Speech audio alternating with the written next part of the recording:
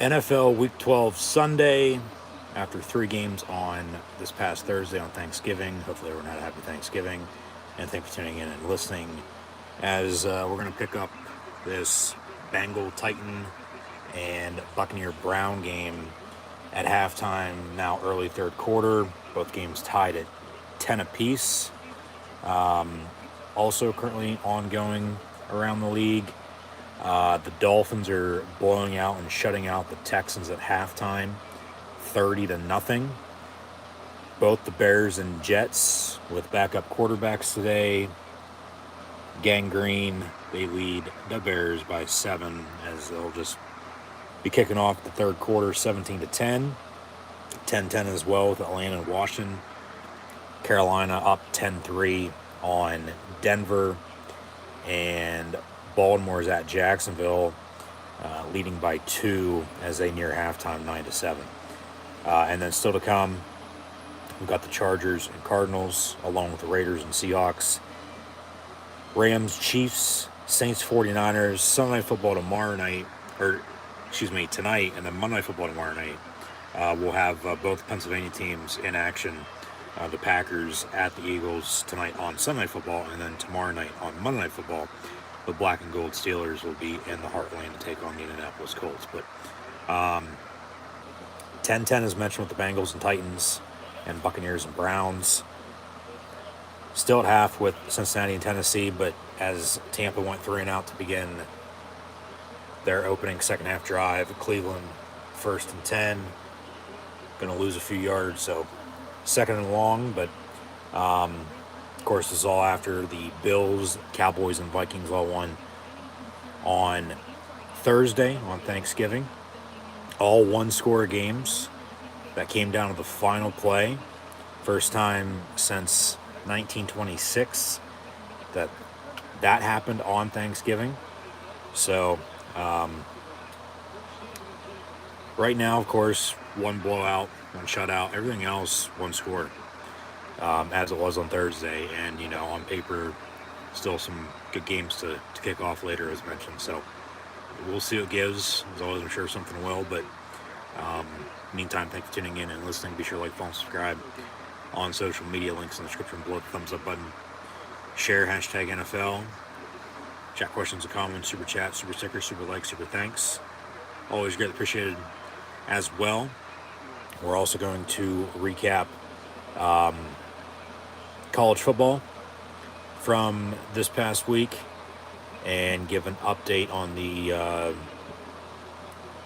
recently released newest AP Top 25 poll rankings. Came out about a half hour or so ago now.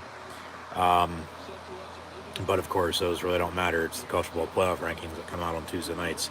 But as we'll enter conference championship weekend next week, and a week from now, we'll know who's in the playoff and who's not, and then bowl matchups respectively. So we'll dive into that in a minute. We'll be on for the remaining halves of these two games with the Bengals and Titans on CBS and the Buccaneers and Browns on Fox. And then Rams, Chiefs coming into the season and up until, just a little bit ago. And by a little bit ago, I mean probably, past couple of weeks, maybe a month at the max. Rams, Chiefs, hoping for a, good game, but it doesn't seem like it will be. Matthew Stafford going to be out, as it looks like. Also, John Wolford will be inactive as well. So Bryce Perkins to start for the visiting LA Rams at the Kansas City Chiefs. Now, last year when Rodgers was out for Green Bay when they played Kansas City Chiefs, Jordan Love, of course, started, and that game went down to the wire. So, I could be wrong, but we're going to be on for that game as well, probably up until halftime. So start at halftime, go third quarter with these two at 1 o'clock. Catch the remaining part of the games. We'll see if we get bonus coverage, and then get into the 4 o'clock kick, as that is, in fact, America's Game of the Week on Fox. We've got four o'clock games, 2 on CBS, 2 on Fox, but Rams Chiefs, for the most part, is national for everyone, unless you're in New Orleans or the Bay Area. As mentioned, the Chargers and Cardinals, Raiders and the Seahawks still to kick off, along with the Rams and Chiefs, Saints and 49ers. But then we're also going to be back on live right here on YouTube tonight for Sunday football in full from start to finish with the Packer-Eagle game. So be sure to tune back in for that. And then also, of course, tomorrow night for NFL Monday Night Football, Steelers, Colts. We're not going to be watching WWE Monday Night Raw with it because I still have yet to watch WWE Survivor Series from last night. We're going to stream and watch that on Tuesday, as we did a couple weeks ago as well with Crown Jewel.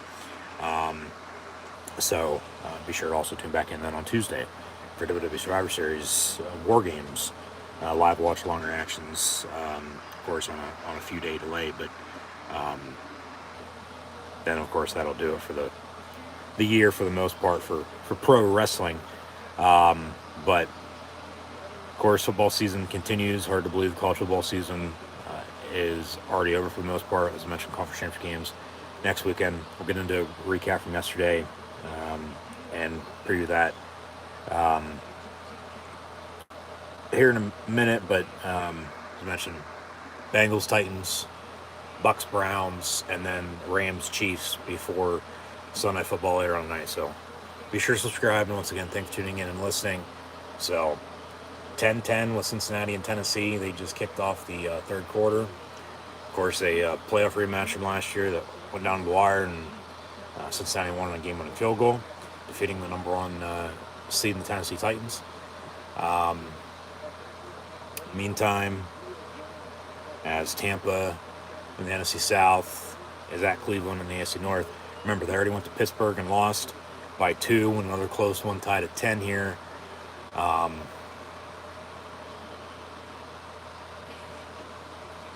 Tom Brady and the Bucs coming off of a bye. They beat the Seahawks a couple weeks ago in Germany. They show off the stat with from Cleveland to Canton, where the Pro Football Hall of Fame's at, which is pretty interesting. 100,000 career passing yards for Brady equals 57 miles. And from Cleveland to Canton, it's 57 miles, so about an hour.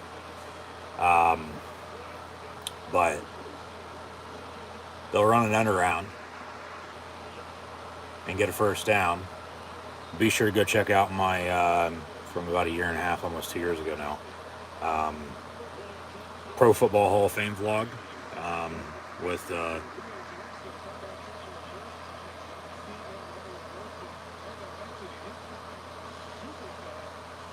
penalty, legal man downfield. They'll replay the down. That's in the Bengal-Titan game, and they'll take a timeout, it looks like. But Tampa gets the first down. But, yeah, I had a little bit about the NFL draft as well, from that being in Cleveland. In 2021. And then, of course, the draft this past year. Draft coming up. We'll be here before we know it in the spring. But football season rolls on. Like I said, hard to believe college football season's already over with.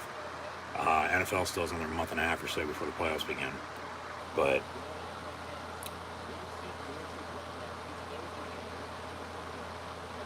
Tampa's at 5-5. They're, in my opinion, honestly one of the hottest teams in the league right now. They have found the momentum that they've been looking for, and they've got healthy at some key pieces, and it seems like they're playing like a complete team, and they're just finding ways to win. And I mean, you still can't count out Tom Brady, for God's sakes. He had retired, unretired, slow start this year, and then now they sit at 500 at 5-5 and looking to win coming off of the bye. So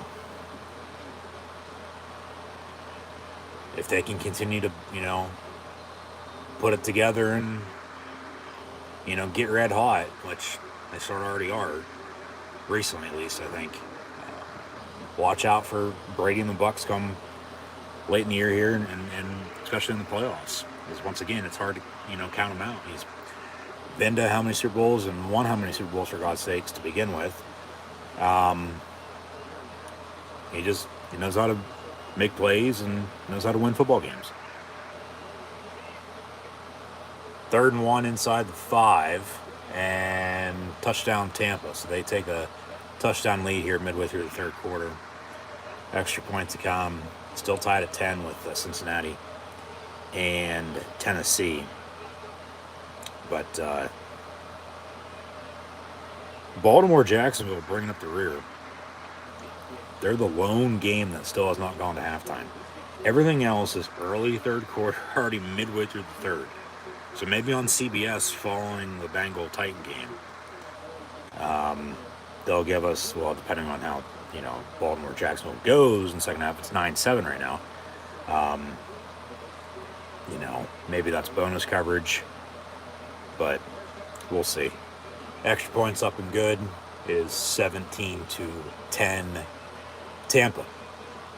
Burrow out of the gun. Cincinnati, of course, coming off of a win at Pittsburgh last week. Handoff. Samaje Perine in for the injured Joe Mixon, and about a 5-yard run up the middle for him.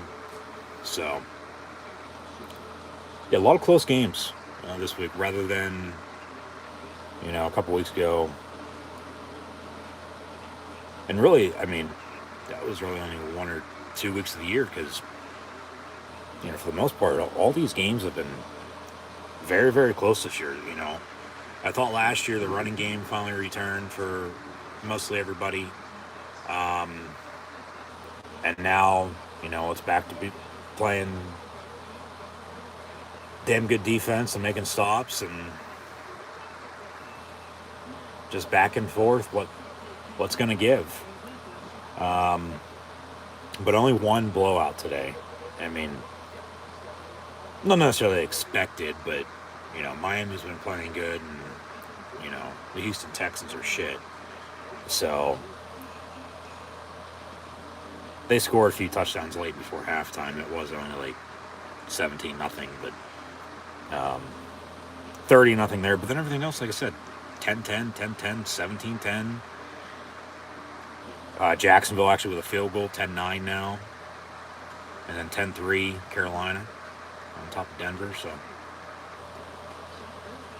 we'll see if we, from a few weeks back as well, hit the same number of games with the same exact final score. Because, that's where we're sitting at right now.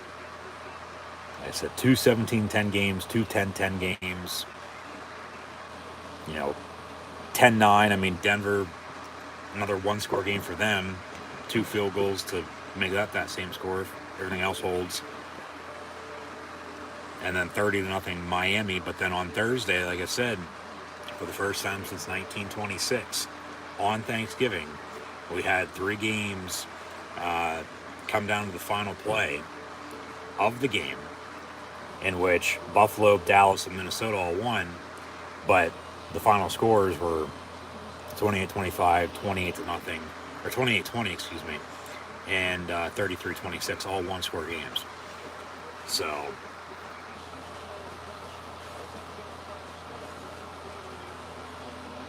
Tampa on to kick off now, following the touchdown. So Brady with another passing touchdown in his illustrious career. It really all started for Tampa 2 years ago when they went and won the Super Bowl at home against the Chiefs. This very weekend, this very Sunday, right after Thanksgiving, when they played the Chiefs, but they lost to the Chiefs. It was 27-24, if I can recall correctly, the final score.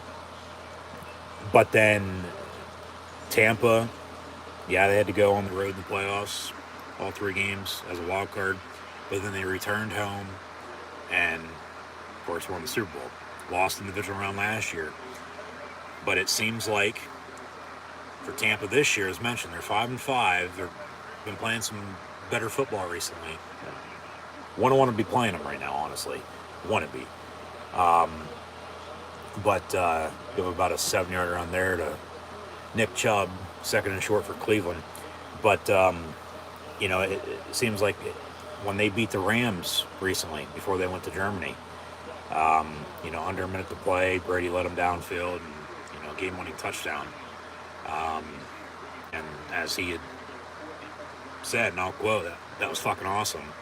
Um, another game-winning touchdown drive.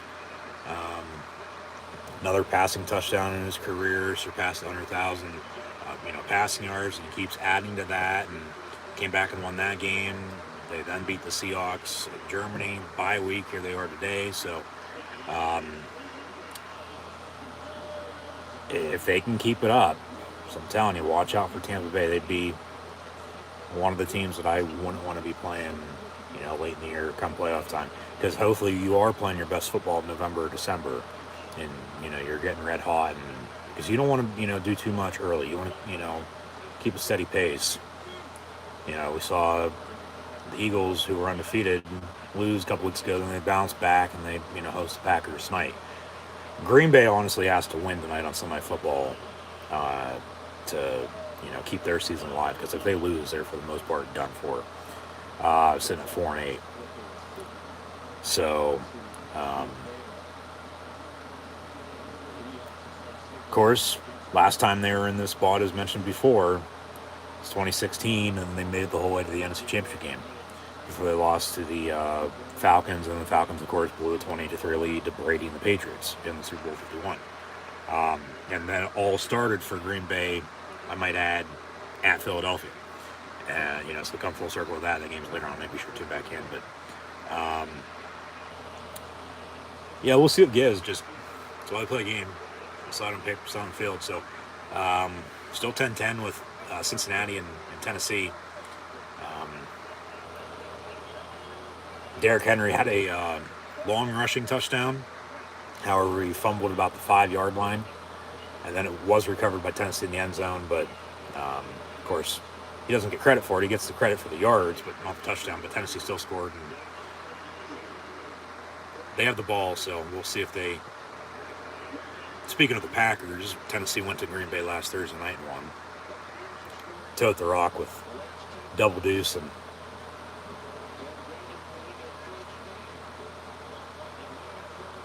honestly, Tennessee should win the AFC South. Indy's, making some noise, but Tennessee should be all right. Cincinnati, Baltimore's a team to watch out for in the AFC North. Even as a Steeler fan, they are. And then, the Browns are 3-7, just like Pittsburgh is. And they will have to punt on 4th and 3. Down 7-5-10 to play in the third quarter, 17-10 your score, and still 10-10 with Cincinnati and Tennessee, as mentioned. Washington just scored 16-10, leading Atlanta. Carolina just scored as well, 17-3, on top of Denver. So, yeah, I don't know what the hell's going on with the Broncos still. I don't think anybody does.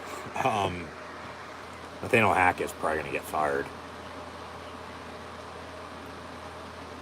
Green Bay would probably be best to bring him back as the offensive coordinator again to figure out what's going on with Rodgers in the pack. But at the same time, as I've said recently, I think, more so than Aaron Rodgers, their problems are not necessarily with Matt LaFleur, but he's going to get more heat than Rodgers will. So I honestly wouldn't be shocked if he gets fired if, they can't get out of the hole they're in. But, Denver's been in a one-score game and on the wrong side of it, literally every fucking game this year.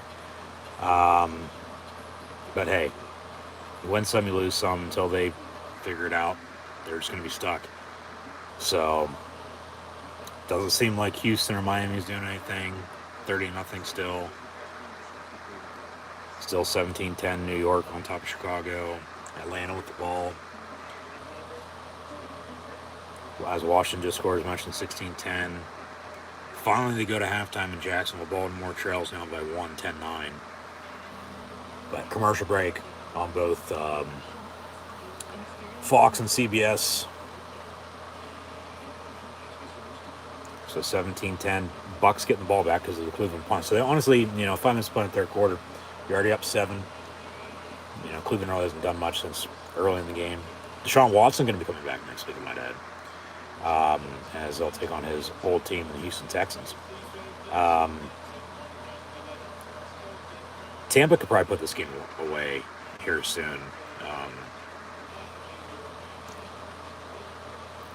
Whether that's a field goal or a touchdown, for sure, I think touchdown would do it. But you still have another full quarter to go after this, so we'll see what happens.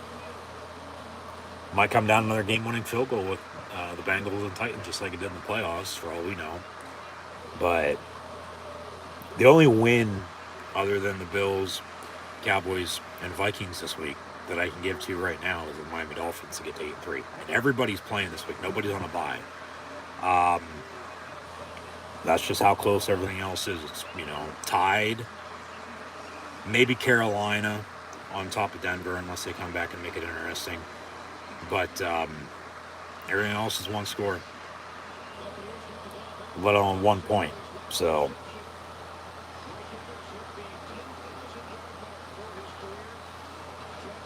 first and 10, Tampa. Up 17-10 here, 5 minutes to play in the third. I'd be running the football. Fournette's out, but Rashard White's had a couple big runs today, and they will run the ball for a yard. So, Brady's Tom Brady. He makes some plays still, but what they've missed all year up until they finally got healthy, as mentioned, and then with getting healthy and getting back Cameron Brate, and then getting him the ball when he's in the game, for one. But then Cade Otton's, stepped up to an extent. O'Keefe just had the touchdown, for God's sakes. But then, they signed Julio Jones. Of course, still Mike Evans. They just said he surpassed 10,000 yards receiving for his career. As his Aggies beat LSU last night. And then, speaking of Deshaun Watson returning next week, the Clemson Tigers lost the Palmetto Bowl to South Carolina yesterday. And then Oregon also lost, I might add. We had 4 top 10 teams losing college football yesterday. And we'll get to that recap once again in a minute. But 3rd and 8, Brady's Michigan Wolverines beat Ohio State as well. That was the other top 10 team to lose. They didn't fall far, though. They went to 5. Everybody else that lost in the top 10 did, in fact, fall out of the top 10, though. So the teams that were at 11, 12, 13, 14, 15, so on and so forth, of course, moved up. But, all right, Tampa punts.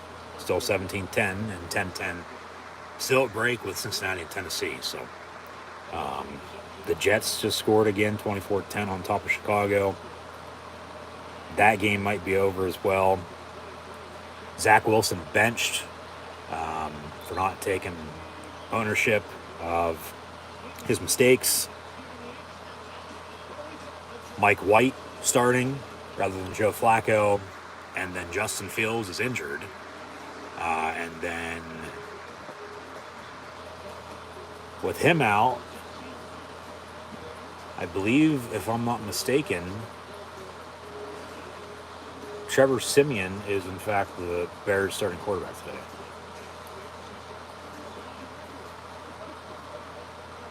We're going to check in on that. But, yeah, backup quarterback versus backup quarterback. And the Jets up 2 scores.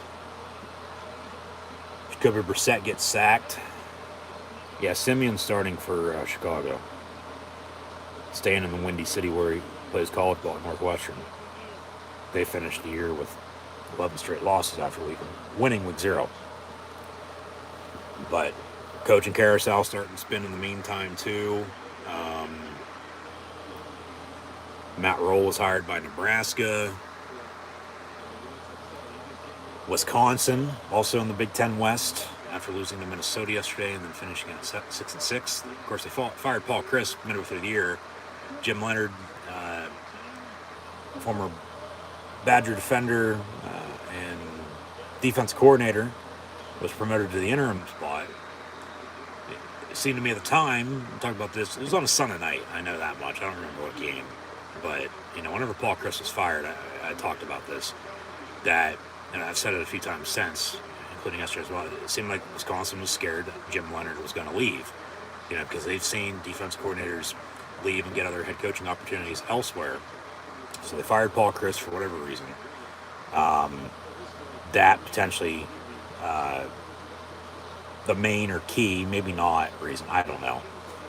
But then, they obviously didn't like what they saw from when he took over, and he'll wind up somewhere, whether that's as a defense coordinator or potentially even as a head coach, for God's sakes. Because one spot opens with a firing, and then another spot's going to open if somebody leaves where they're at to take that job, and so on and so forth. It's just domino effect is all it is. But Wisconsin's going to be hiring Luke Fickell from Cincinnati, which ain't that big of a surprise. I mean, him and Matt Campbell's name, have come up for every job, it seems like, the past couple years, and they've stayed put. And Fickell's even turned down a few other Big Ten jobs. Of course, former Buckeye and was the interim in 2011 after Tressel got fired. And they went 6-6. Urban takes over and then was there for as long as he was. And then Ryan Day took over at 19 in his fourth year. Lost to Michigan in back-to-back years, though, in the game. And Ohio State going to need some help now next week to potentially get in the college football playoff. They're fifth in the AP poll. We'll see where they're at Tuesday night, though, in the college football playoff rankings. Because if, say, they're 5, and then somebody in the top 4 loses, for the most part, you would have to think probably TCU. Maybe even USC on Friday night. Because USC's already lost to Utah, I might add. They're out for revenge, it seems like. And Caleb Williams might win the Heisman. That's how they'd get him. But no, Luke Fickell is taking over at Wisconsin. So congrats to him. It seemed to me that, okay, he was just going to stay at Cincinnati because he kept turning job after job down and wait for Ryan Day to leave for the NFL and then go back to Ohio State. But I think he's realized Ryan Day probably ain't going anywhere, and then Cincinnati not making the American Athletic Conference Championship game next week, losing on Friday to Tulane, and then UCF winning yesterday as well. So Tulane, UCF in a rematch next week for that title. Cincinnati's out. So, yeah, Matt Rule and Luke Fickell to Nebraska and Wisconsin. And, PJ Fleck at Minnesota, there's some talk potentially they wanted him fired, and he told him how it was. He'll be staying put unless he would leave. Kirk Ferentz, he's getting up there in age, but he just signed an extension, for another decade. So he's not going anywhere. I doubt Northwestern would fire their prodigal son and Pat Fitzgerald, even after a 1-11 season. But you never know. I'd be shocked if that would happen. I would. Illinois has, Brett Bielema. They sort of shit the bed and cost themselves a Big Ten championship berth. But then you have Purdue, who, did make the Big Ten title game next week, and they'll take on Michigan. So, at times, talk about, college football in the Big Ten here. Penn State fan myself, finishing at 10-2 yesterday with a win over Michigan State in the Battle for the Land Grant Trophy. 35-16 final score. And thank you to anybody who tuned in and listened. And be sure to keep an eye out for, of course, more upcoming videos. And be sure to tune back in for the bowl game whenever and whoever they play, whenever that is. But and we'll find out next Sunday for sure. But I didn't know honestly a couple times who the hell's going to win the Big Ten West. But now we know, and a couple coaching changes in the meantime, and of course, still in the East, you got Michigan, Ohio State, Penn State, even Michigan State, Maryland, Indiana, and Rutgers. So, going to be adding USC and UCLA. USC, they win the Pac-12, they'll be in, because then they only have that one loss to Utah, but then they get revenge on them and cancel it out. So, conference champ, as they should have always been in the playoffs. Not all have been, but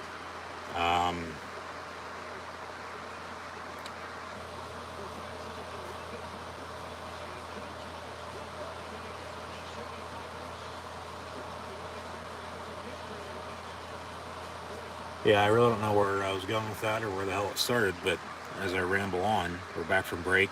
Actually, beginning of the fourth quarter, 17-10 Tampa at Cleveland, and still 10-10 as they near the end of the third quarter, Cincinnati and Tennessee. So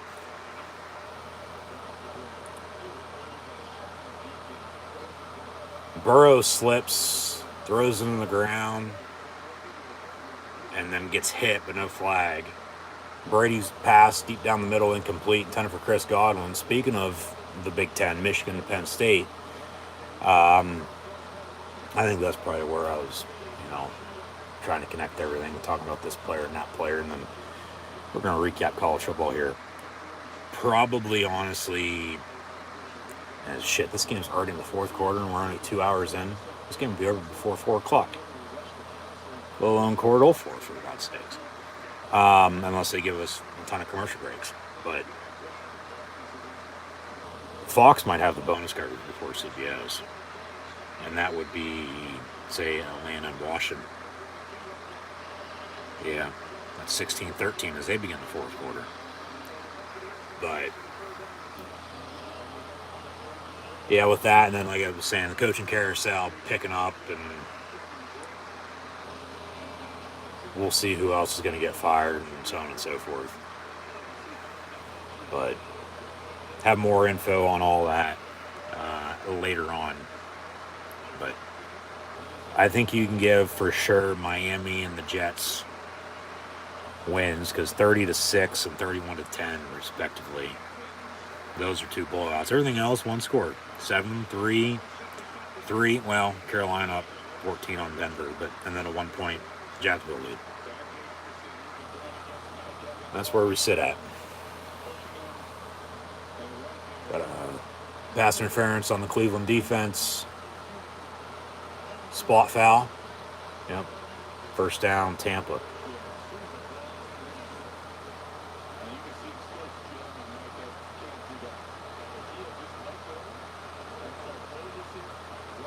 And got an injured Brown in the meantime. So they'll take a timeout. Yep, 17-10. Minute into the fourth, and in the meantime, Bengals with a field goal. And the kick's going to be up, and the kick's going to be good. 13-10 Cincinnati. Tennessee going to get the ball back. Run the damn ball. Run Derrick Henry, for God's sakes. I'm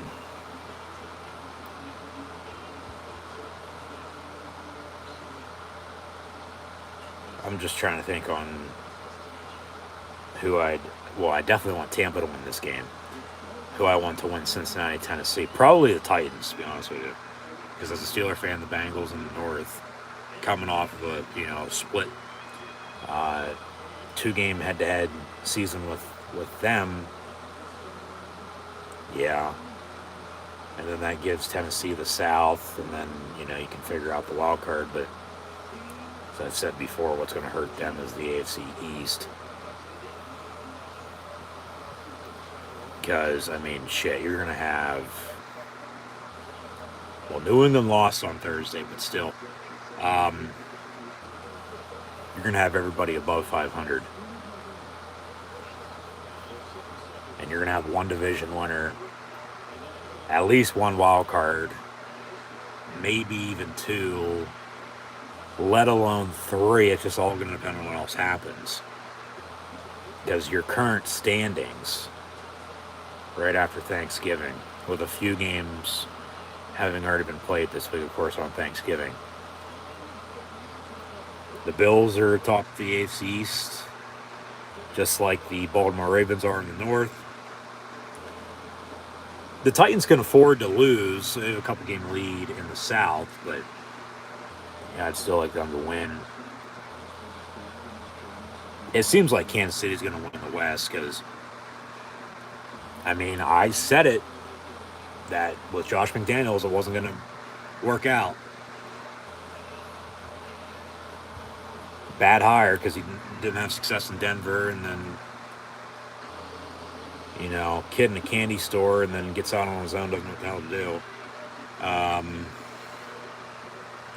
You know, of course, this is after he returned to New England under Belichick, and then turned down the Colts, and then now he's out in Vegas with the Raiders. Of course, Gruden was a scapegoat. NFL forced him out. Should have kept Rick Bisaccia, but they didn't.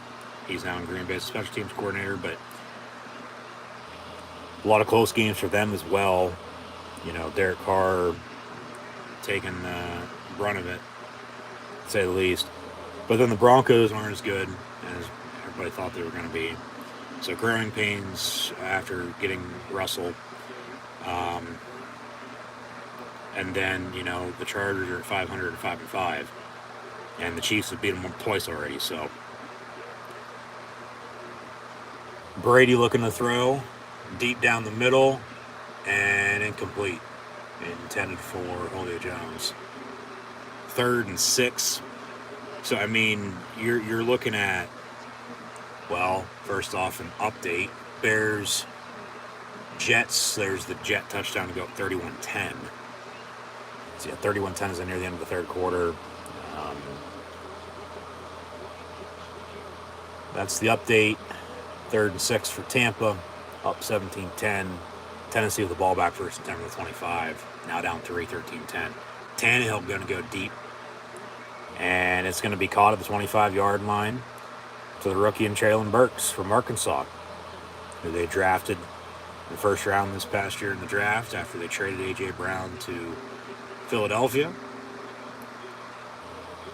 So they flipped the field just like that, 25-25, and 1st and 10, and knocking on the door, looking to get it tied up or retake the lead. But Tampa's got a 3rd and 11. But they still got a 7-point lead here. I mean, honestly, 3rd and 11 from the 46. Just, I mean, if you can't get a first down, get, you know, close so you can kick a long field goal. Dump off to Brait, and he'll get to the 37. So it'll be 4th and 2.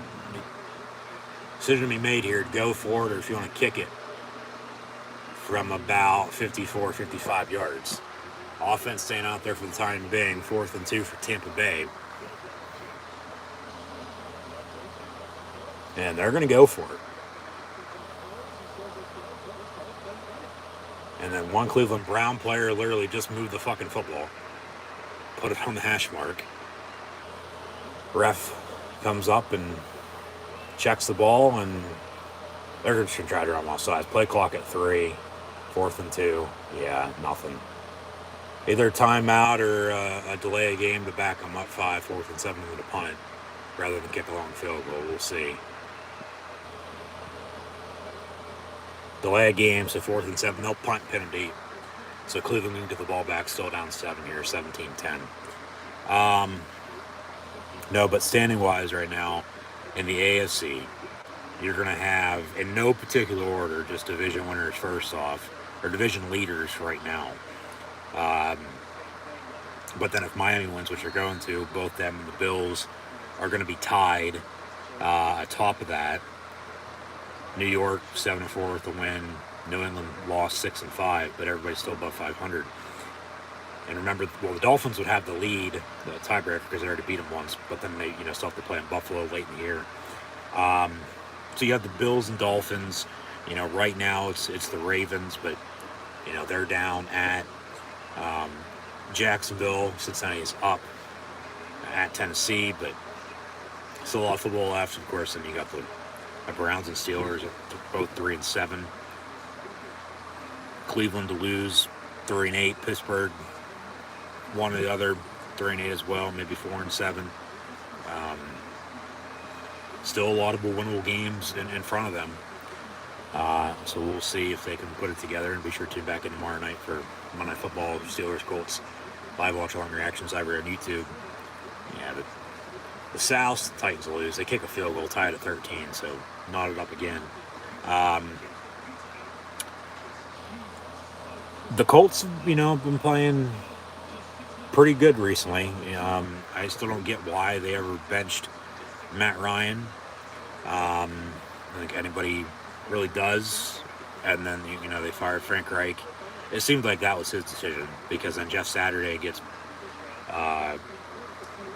called off his couch, off the streets, working for ESPN, and 1-1 now as the interim. That tie that they have against Houston week 1 might hurt them, but it also might help them, depending on what they do down the stretch. And then out west, it's Kansas City's to lose. They got a 3-game lead, and they've already swept the Chargers, and both the Raiders and Broncos are 3-7. So yeah, I mean, the playoff picture, it's really Buffalo, Miami, 1A, 1B in the East right now. So both those teams, you would think are going to be in the playoffs, just like Baltimore and Cincinnati. So there's 4, 5, 6 is Tennessee, Kansas City, and then that 7th spot could go anywhere from the Jets to the Patriots to the Steelers to the Colts to the Chargers. Let alone, maybe if somebody gets hot and wins out, Raiders, Broncos, they play good defense, but the offense, man, they can't do jack shit. There are a lot of one-score games, but talk about, finding momentum. Tampa Bay, when they beat the Rams, and then they go to Germany and win, coming off a bye up 7 here at Cleveland, 17-10. It felt like Denver got their spark when they went to London and beat the Jaguars, but then they come off a bye and they've lost a couple games. So, of course, that's why they play games. We don't know what the hell's going to happen. Neither do they until they play it. That's why they play. But, and then the NFC, it's Philadelphia, Minnesota, and Tampa Bay for sure. Atlanta can make some noise, but I think they'll be on the outside looking in when it's all said and done. But San Francisco is the team to watch out for, I think, along with Tampa. But, in the NFC South, they'll should win that division. The thing is with the Niners, because the Rams and Cardinals are seemingly done, you have the Seahawks and then the 49ers. One of those teams are going to win the division. If San Francisco wins the division, Seattle might get in as a wild card, they might not. But I think if Seattle wins the division, San Francisco is going to get in regardless as a division winner or a wild card. So, yeah, you still have the Giants and the Washington Redskins football team Commanders. Like, the AFC East and NFC East this year just came out of fucking nowhere, for all 8 teams. I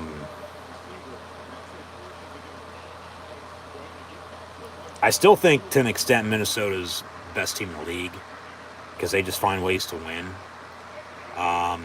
Even though they lost to Philadelphia, the Eagles were undefeated and lost to Washington. And then, you go back to that Washington-Minnesota game a couple weeks ago. There's that. So, yeah, there's going to be head-to-head. There's going to be tiebreakers, as always. And it's going to be interesting, finish down the stretch. But, the NFC, you're going to be looking at least 2 teams, maybe even 3 out of the NFC East to also make the playoffs.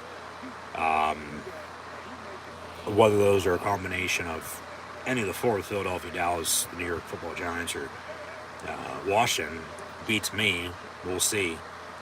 But then Minnesota, Tampa Bay, and then it's San Francisco and Seattle. So 1, 2, 3, 4. That leaves 3 teams out of the East. If everything else, unless Green Bay makes a run,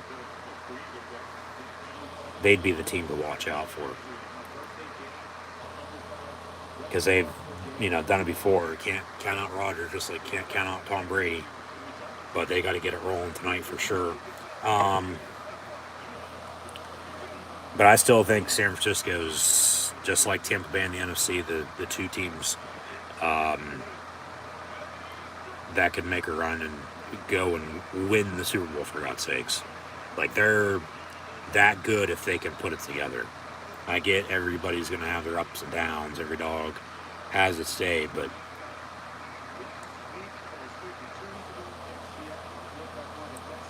Kansas City's, I think, the best team in the AFC, even though they lost to Buffalo.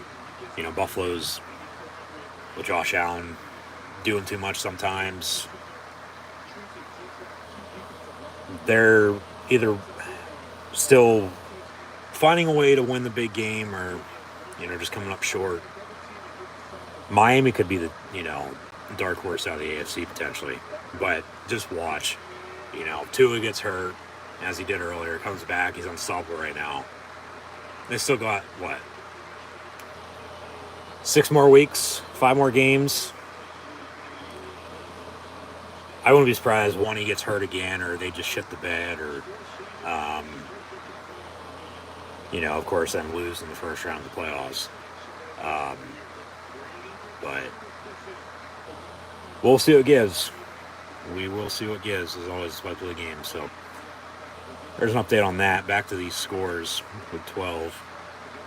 Of course, after the Bills, Cowboys, and Vikings all won on Thursday on Thanksgiving, once again.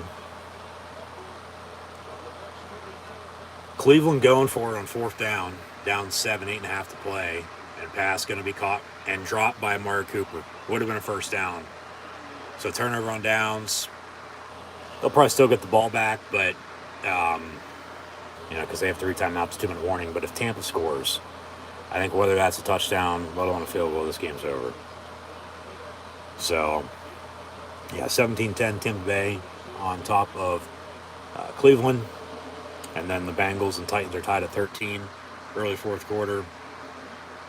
Miami hasn't done shit since first half. Houston scored 12 unanswered, so maybe that game's not over yet. They only got 12.5 to play, but, they do have the ball, and time and timeouts, a ton of time. So, maybe some sort of miracle down in Miami again. Fumbling here, fumbling there. They've scored a couple touchdowns since.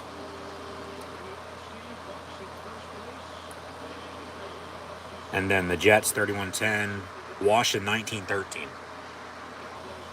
On top of Atlanta. Carolina's going to win, beat Denver 20-3. Baltimore just took a 12-10 lead, so CBS should definitely give us bonus coverage of that game, and then we'll see about Fox, because 8 to play here, 7 to play in Washington in a close game, and then that'd be it before the 4 o'clock games. But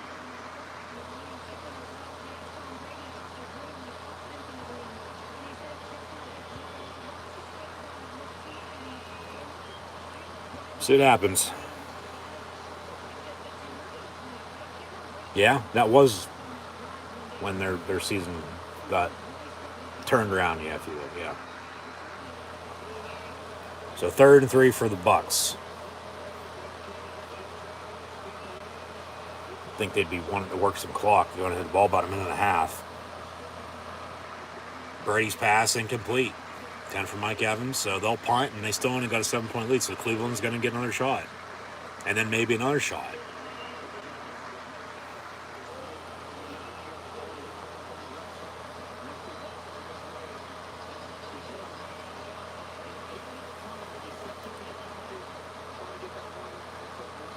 So Cleveland making some defensive stops here, but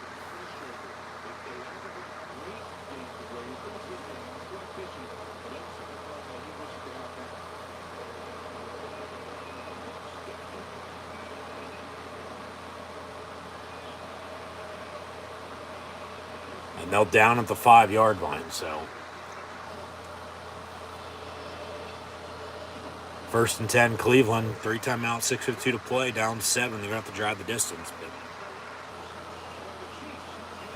might come down to the wire. And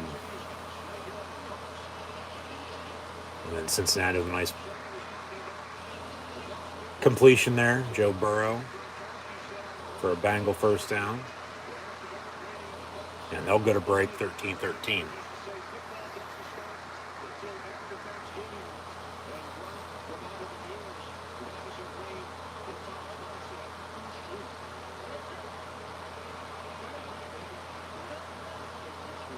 So from the 5, 1st and 10 for Cleveland.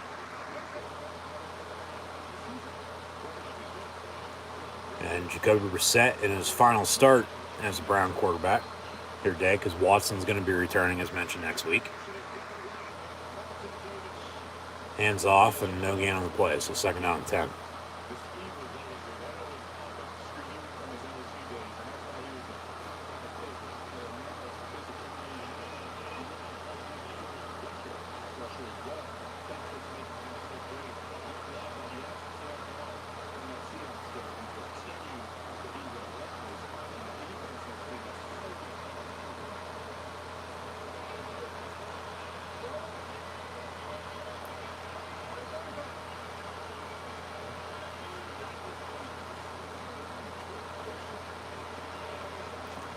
Jacoby Brissett going to go deep and incomplete.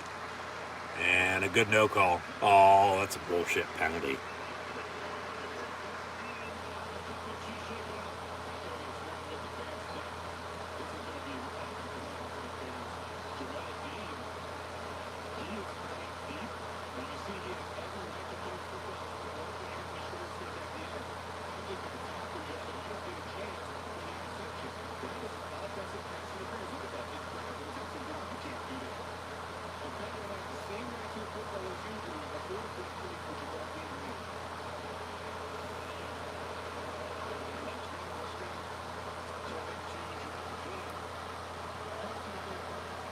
Pass interference actually on the Browns, so penalties decline, incomplete. 3rd down and 10. A lot of players entering the transfer portal as well in college football.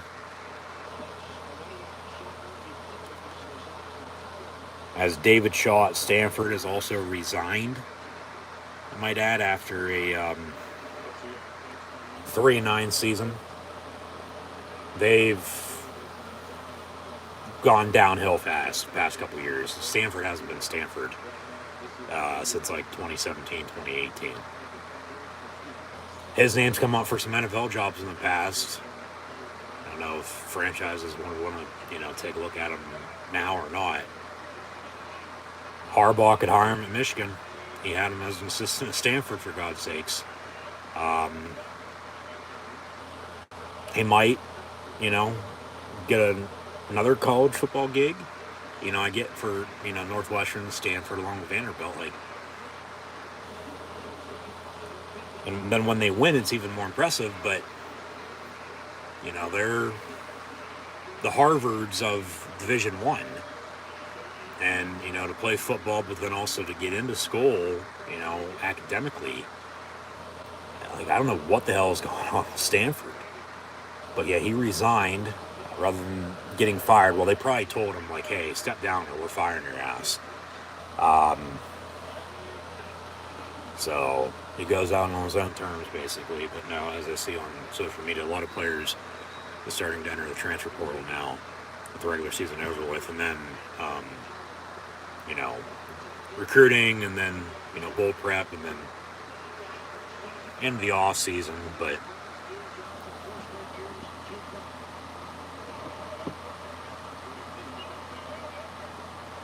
yeah, Under 5 to play here. Jacoby Brissett. Pass incomplete.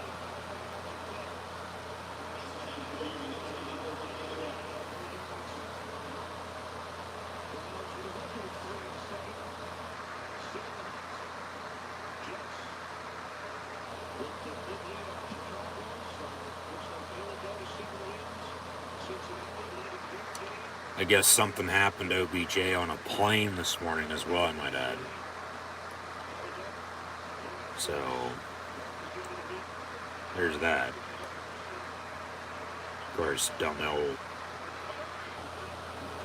where he's going to be signing. As we talked about that on Thursday on Thanksgiving.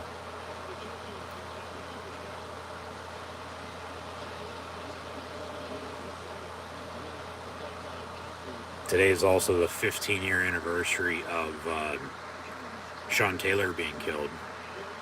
So Washington honoring him.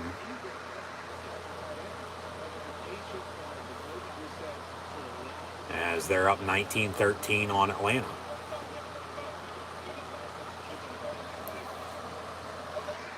And the Bengals with a touchdown, I might add. 1st and 10, Titans once again from the 25, and they run Derrick Henry, rightfully so. It's 20-13 Bengals. 17-10 here, Tampa on top of Cleveland once again, still. But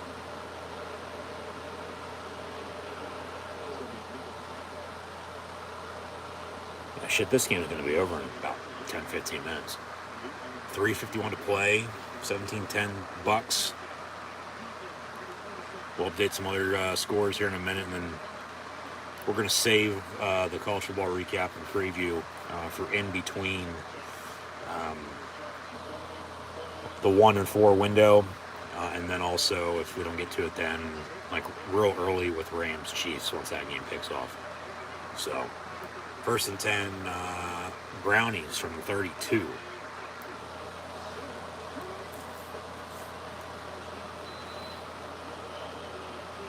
And no gain on the play, 2nd down and 10.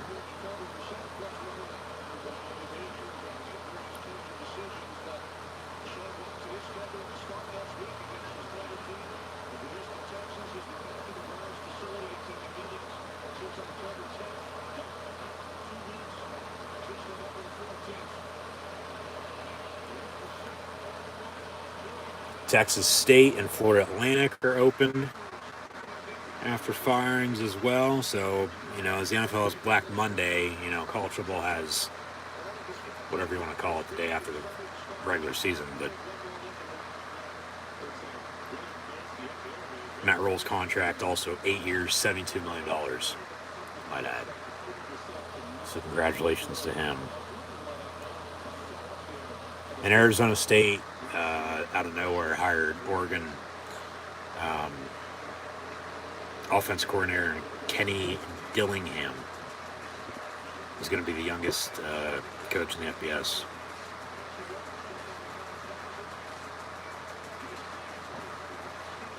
So now officially 9 D1 college football FBS openings, with Arizona State, Nebraska, and Wisconsin being filled with Dillingham, Matt Rule, and Luke Fickell. Hugh Freeze seems like he'll be going to Auburn. Colorado supposedly offered Dion. Florida Atlantic's open, as mentioned. They fired Willie Taggart. Texas State just opened up. Georgia Tech's been open, as has South Florida. UAB as well. And then David Shaw stepped down at Stanford. West Virginia is the one to watch out for, potentially, with Neil Brown. Let's see what else I think is going to open up potentially in college football. I mean, we have had, of course, Carolina open up in the NFL because of Matt Rule getting canned. Now he's back in college where he belongs. Talked about all that yesterday. 3rd and 10, Brissett gets sacked, and here's your ball game. All the 4th and a mile with 3 minutes to play. Still got 3 timeouts, but they're down 7. I mean, they could still get the ball back here if they don't convert. Well, they're going to punt. So they're going to hope to call their timeouts before the 2-minute warning, get the ball back, and still down 7 and make it interesting late. But Carolina's open.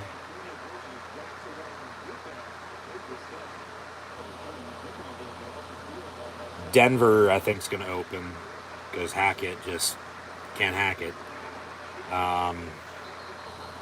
Both the Chargers and the Cardinals, they're calling that today the Sean Payton game.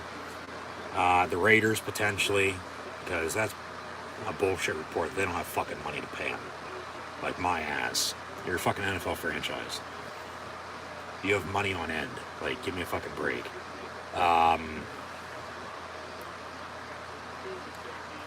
I think the big surprise would be if Green Bay would fire Matt LaFleur. And with the Lions, going through more losses, even though, look good at times, Dan Campbell might get the axe just because,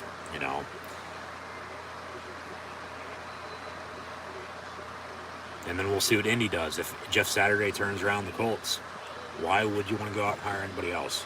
Just promote them. And I think everybody's rooting for him. I mean, I like Frank Reich, but Jeff Saturday seems like a good guy. So,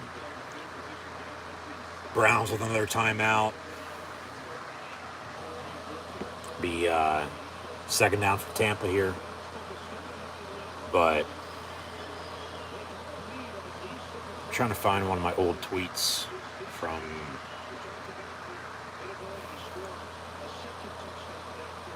I don't know how recent it would have been, but since football season started, on who I thought in college football could potentially open up. Okay, so Beckham was escorted off of a plane after he was coming in and out of consciousness. So I don't know what the hell's going on there, but they'll make a story out of that. Hell, they already are.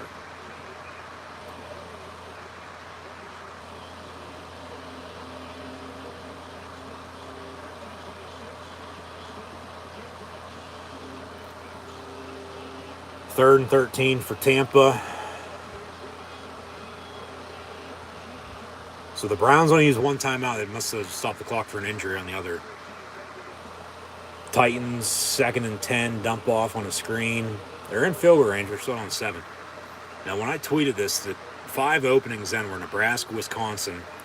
Those have both been filled by Matt Rule and Luke Fickell. I could see Bill O'Brien going to Georgia Tech. Brady gets sacked. Be 4th down. Cleveland with another punt, so they'll have 1 left and the 2-minute warning, get the ball back down 7. So they drive and score. Maybe go for 2 in the win. It might go to overtime. But Arizona State filled as well. So Georgia Tech, Colorado still open. And then I thought at the point in time, okay, a couple of these teams turned it around. Auburn opened up. Got a couple extensions. Boston College and West Virginia would be the 2 to watch out for, I think.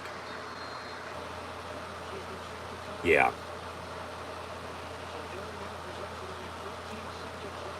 And I'll leave it at that. So we'll see what happens. But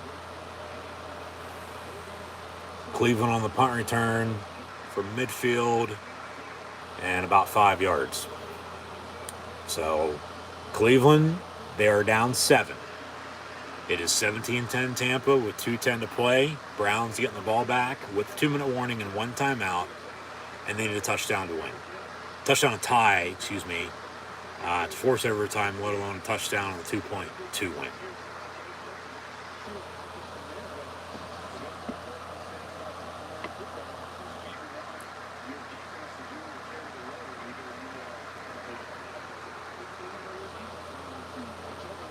Titans with a field goal, 20-16 in the 4th quarter. 6 minutes to play. Texans with another field goal, and they still have the ball. They've cut the lead in half. It's 30-15, but Miami hasn't done shit. Still 7-12 to play. Jets are going to win. Carolina's going to win. And then we hit the end of the third quarter with Baltimore and Jacksonville 12-10. Washington's going to win 19-13. Atlanta just threw an interception in the end zone. Arthur Smith could potentially be on the chopping block. Kevin Stefanski in Cleveland potentially too. The thing is, Watson hasn't played yet. So we'll know that for sure by the end of the year if he's going to be, staying or going. Brought Bill O'Brien's name there a second ago. I think he's going to get a job somewhere, whether that's in college or the NFL. Who knows? He's going to have his choice if he wants it, rather than staying at Alabama as the offensive coordinator. But I thought Duke potentially last year because it just isn't there in the past. Georgia Tech as well. They're currently open.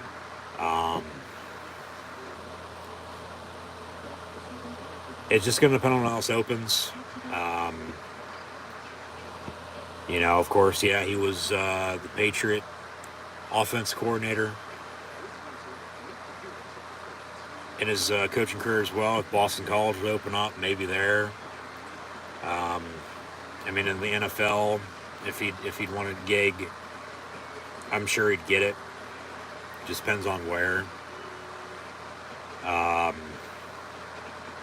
Be absolutely hilarious if Cleveland would fire Stefanski, and then Watson's the quarterback, and then they hire Bill O'Brien. And remember, O'Brien, when he was at Penn State before he took the Texan job, he did in fact interview for the Eagles, the Browns, and I believe someone else before he eventually took the Texans job.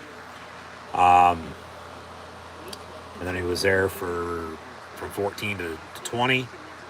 Fired, and he's been in Alabama the past 2 years. But DeAndre Hopkins, if he'd go to Arizona, would point out. The Chargers have Herbert. Sean Payton's going to be talking about having a pick of the litter. There you go. But we'll see what happens. It's a crazy world, one that we live in, but a crazy sports world. So 2nd and 4 for the Browns, the 2-minute warning. They still got the one timeout. And as they trail by 17-10, they need a touchdown to tie this game to force overtime. A touchdown and 2 point to win it. So Bengals up 4, 20-16, 6 minutes to play. They work some clock, score, game's probably over. Field goal, Titans still have a chance. Nick Chubb down the near sideline and then pushed out of bounds. First down, Cleveland. The Jets are for sure going to win, as is Washington and Carolina. And then hopefully CBS gives us bonus coverage of Baltimore, Jacksonville.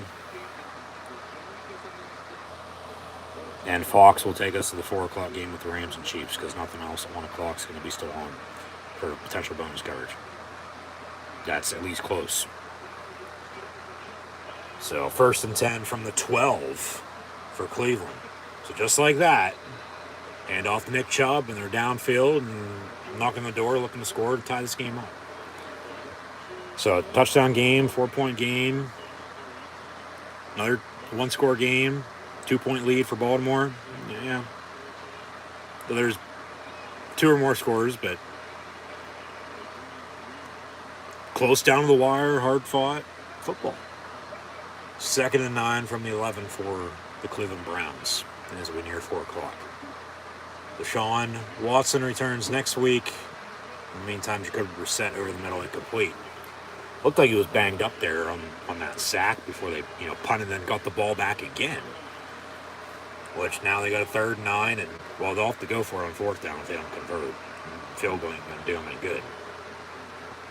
If they had a couple timeouts, maybe kick an onside kick if he would kick the field goal, but yeah.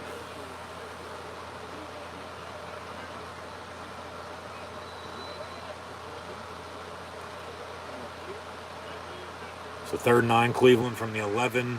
We're set on a screen, and they will bring them down. Brady catches it. Actually going to lose a yard. 4th down, and here's your ball game. Cleveland's going to have to go for it, tie this game up. Minute to play, and then Brady's just going to have to take one kneel down. It seems like this game will be the first to hit a final score today.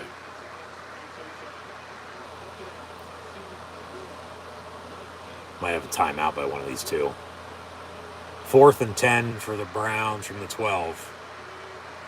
They'll run an empty. Brissett over the middle in the end zone. Caught. Touchdown Cleveland.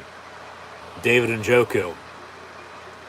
Extra point to come, and we might be going to overtime with the Bucs and Browns. So I take that back with this game potentially being the first to hit a final score. It looks like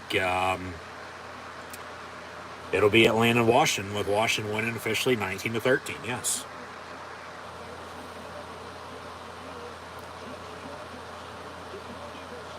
Okay, so this is now bonus coverage from that game, from going final.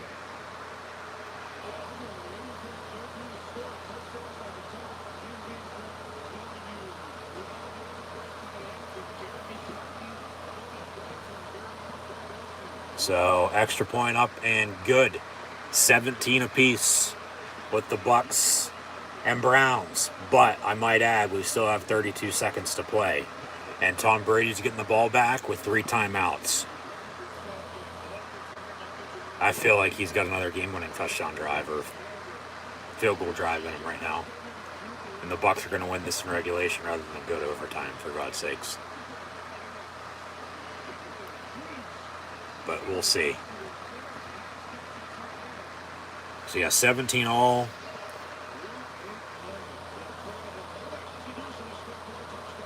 Time might be running out of the Titans.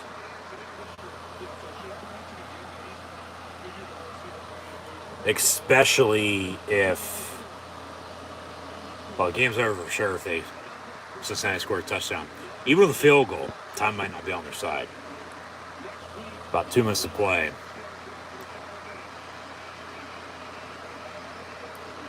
But let's see what Brady and the Bucs do here. 32 seconds, 3 timeouts. 17-17. All he has to do is get in field goal range. And the Browns are on to kick off.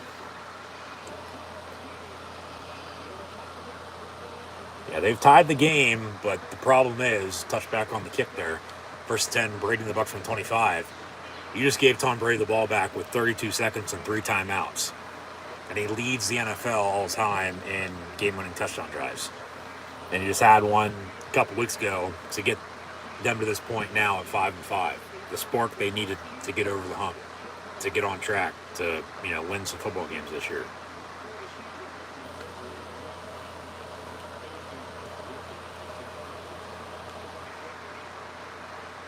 So 1st and 10, Brady and the Bucs from the 25. He has 55 career game-winning drives. Dump off on a screen, Rashard White. And a yard, timeout. No, clock's going to run. They're going to go hurry up. Doesn't seem like they're in any hurry. They're going to go to overtime. 2nd and 4, 16 seconds. Well, at the same point in time, you don't want to do anything stupid. Brady looking to throw, and he's going to go deep down the far sideline, and it's going to be caught at midfield. Timeout with 8 seconds. Julio Jones. Timeout Tampa with 8 seconds. 1st and 10 at the 46. He's got a heave for Hail Mary, but really a 10-yard out route to get in field goal range, get a game winner.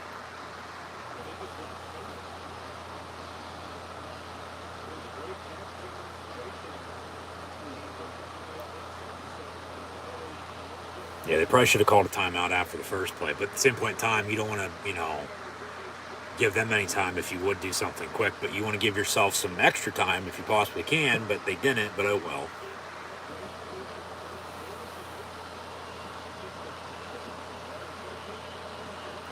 So 1st and 10. Tampa from the 48-yard line. Cleveland going to call a timeout. Their 3rd and final. All right. Yeah, I'm looking for, well, really 20-yard out route now at this point. But it's got to be quick. So then you can still give yourself a chance to heave it if you don't, get yourself field goal range. Because even if you're tackled in bounds, well, and pushed out of bounds, you're calling a timeout. Because you got 2 of them to use. And then you're going to bring out the field goal unit, and Cleveland can't ice you because they don't have more timeouts now. So, we'll see what happens here. But once again, can't count out Tom Brady. Neither team's really done anything in the second half. It was 10-10 at halftime, 17-17 with 8 seconds to play. So, 1st and 10 from the 48. Trips in a bunch near side. Brady. Over the middle, caught, and then dropped incomplete. 2 seconds. Intended for Brate. That's incomplete rather than a catch and a fumble. So now he's got to heave. Which, why wouldn't he want to throw it? Rather than take a knee, take a shot, maybe he catches it, you win the game. If he doesn't, well, you go to overtime just as long as they don't pick it off and then you don't tackle them on the return and they win the game that way. Just, here's your end of regulation. Brady with a Hail Mary. Gets drilled as he gets rid of it, and it's going to be incomplete at the goal line. So we go to overtime with Tampa Bay and Cleveland, tied at 17. Washington beat Atlanta 19-13. The Jets beat the Bears 31-10. The Bengals, at the 2-minute warning, up 20-16 on Tennessee. They score a touchdown. The game is over. Kick field goal. Titans still have a chance. Texans still have the ball down 15, but time's running out. Of course, going to need 2 touchdowns and a 2-point attempt as well to tie. Carolina is going to beat Denver. It's 23-10 right now. Baltimore just scored again. It was 12-10. Now it's 19-10. So they're pulling away up 2 scores, but they still got a full quarter to play. And about 10 to 30 minutes from now, we'll kick off with the Chargers, Cardinals, Raiders, Seahawks, Rams, Chiefs, and Saints, 49ers before Sunday night Monday Night Football. So here's a coin toss. 10-minute overtime. You want the football in the NFL rather than college. You want to play defense. You score, you win. You kick a field goal, they get a chance. Game ends tied at out of this 10 minutes overtime. Game ends in tie. So Tampa the visitor, what do they call?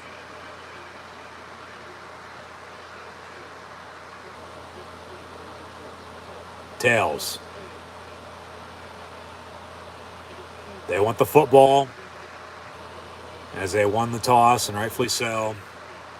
Brady and the Bucs, if they drive and score here to begin overtime, they win the game. They kick a field goal, the Browns get a chance. So we'll see what happens. But the Bengals kick a field goal, but then the Titans, with a roughing the kicker. So then the field goal's coming off the board. Still 20-16. Titans have no timeouts, under 2 to play, and this game's over. The Bengals can run up the clock. See a replay on a roughing the kicker. There is actually roughing the center, the long snapper. Put him on his ass on the block.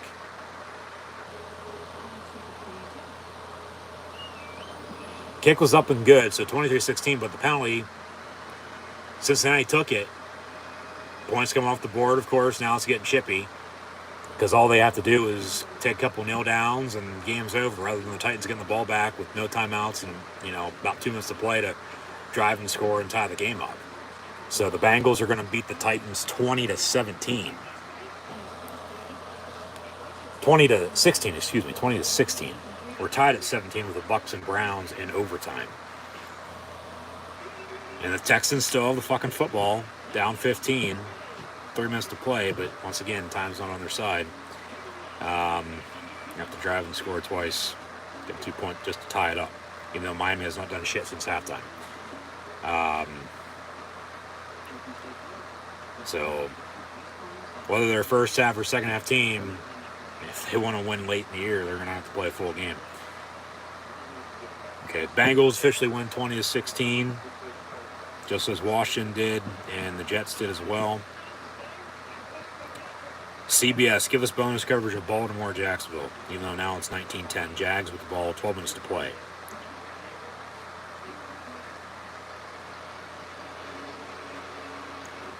Overtime, Bucks, Browns. CBS will give us bonus coverage. Thank you, Baltimore and Jacksonville, 19-10 with 12 minutes to play.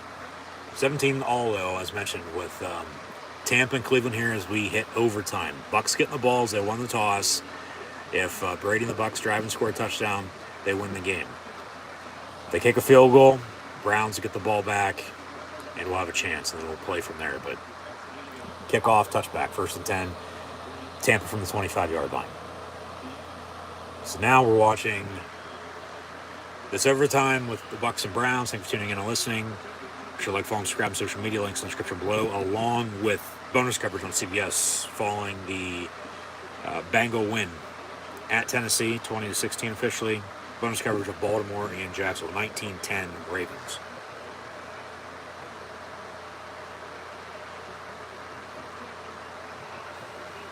First and 10 from the 25. And Brady, pass complete for 5 yards to Chris Godwin. 5 seconds into OT, 2nd down 5. The last time they said the Browns lost in overtime, they lost to the Bucks. As Brady goes deep and incomplete, 10 for Evans. Been overcast in this game. Rain in the Mid-Atlantic Northeast all day today. From eastern Ohio, all throughout Pennsylvania, some parts of Virginia, West Virginia, and Maryland, but then into New Jersey and New York. Rain, rain, rain.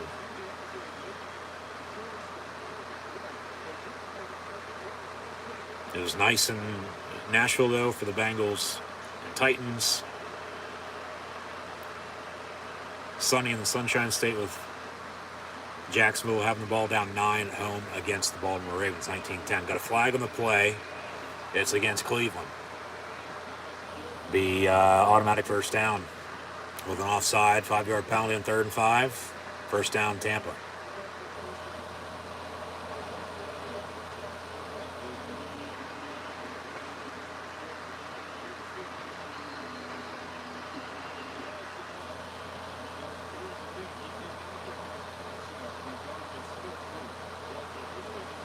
First and 10, Tampa from the 35. Brady dumps off near side, Rashard White.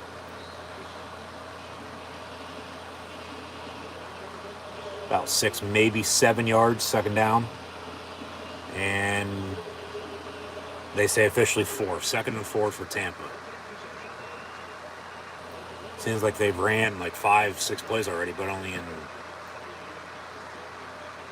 about 40 seconds of overtime. They reset the ball at the 40, 2nd and 4.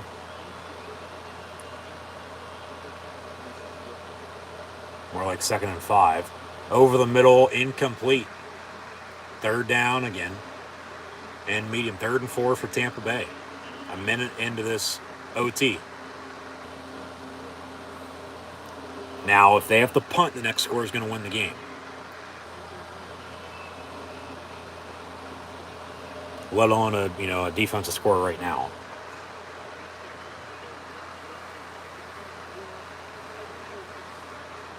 So 3rd and 4 for Tampa.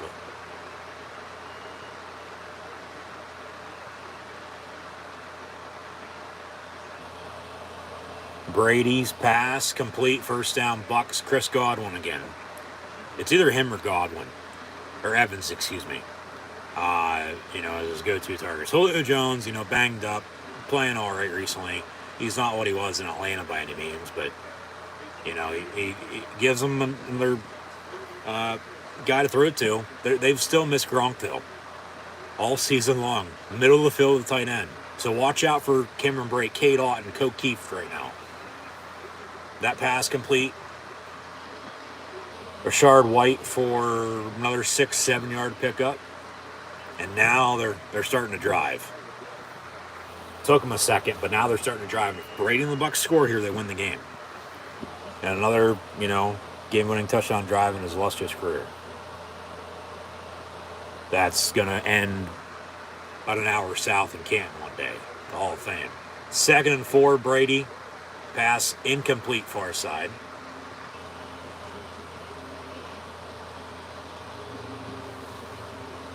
So 3rd down, 3rd and 4. Even if they kick a field goal, Browns can get the ball. But then time-wise, they'll have some, but not much. Just hopefully this game doesn't end in a tie.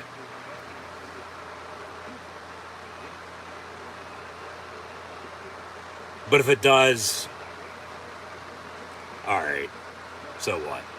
Brady shuffles it as he gets taken down. It's complete to Rashard White, and it's a Buccaneer 1st down. There's a late flag, and maybe a hold. It's coming back, maybe a late hit. Little hands to face on the offense. Donovan Smith from Penn State.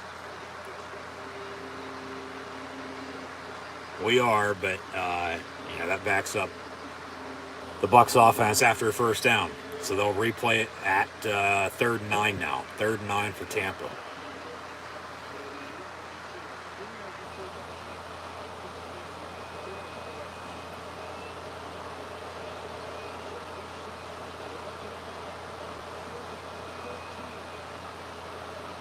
Or 3rd and 14. Hands to the face is 10-yard penalty. That pass over the middle incomplete, so they'll go 3 and out, punt. So the next score going to win the game. Whether that's a blocked punt return for a touchdown, a punt return for a touchdown, Browns field goal, Browns touchdown, a safety, so on and so forth. Next score going to win this game.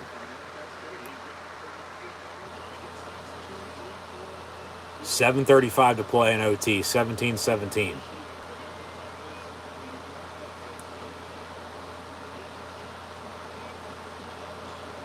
And a return from the 15 and to the 21 on a 6-yard return. In the meantime, the Dolphins win 30-15. The game's going final. They give us an update. Well, it's Rams Chiefs live look-in for what's to come, coming up at 4 o'clock. As it already is 4 o'clock, more like 4:30. But the Chargers, Cardinals, and Raiders, Seahawks games have kicked off now at 4.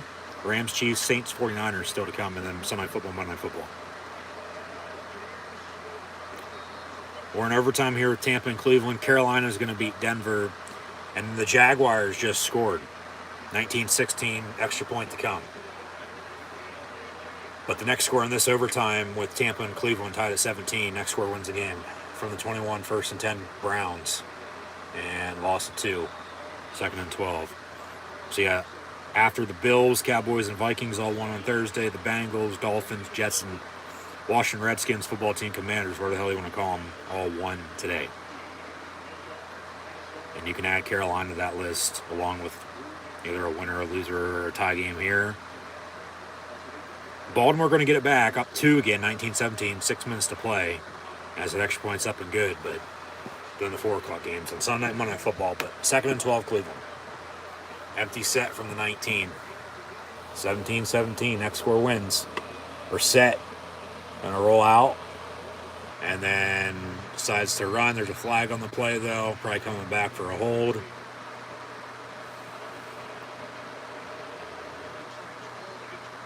Yep. So we'll replay the down, be 2nd and 22 rather than 3rd and 6, 8.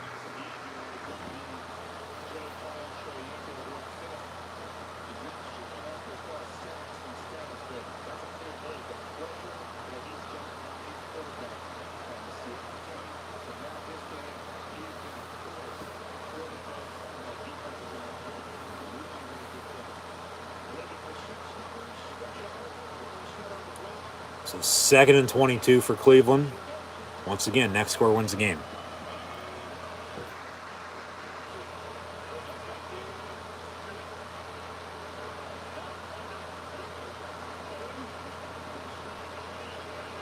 And Brissett going to go deep, and it'll be batted down, incomplete. Jennifer Njoku, no flag. Probably a good no call.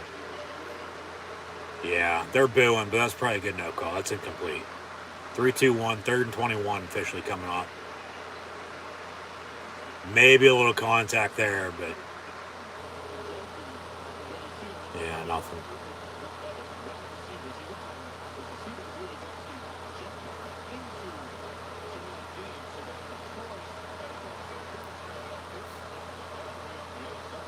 So 3rd and 21 for the Browns.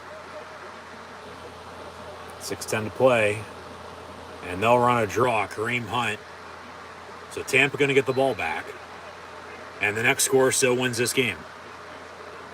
Next score still wins the game, man. Whether that's a field goal, offensive, defensive touchdown, safety, etc., etc. You get my point. Next score wins the game.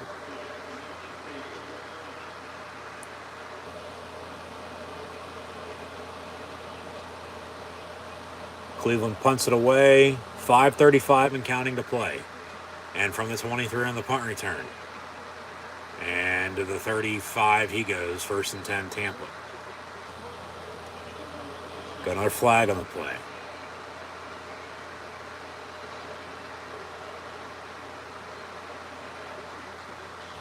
So they'll back him up on the return.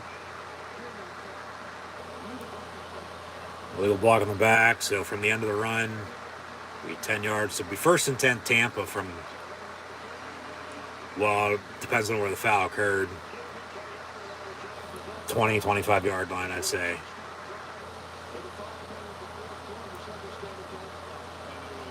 They keep backing them up there as they go to the booth, but you can see the left side of your screen. Seems like Tampa's going to have a 1st and 10 at the 15, give or take.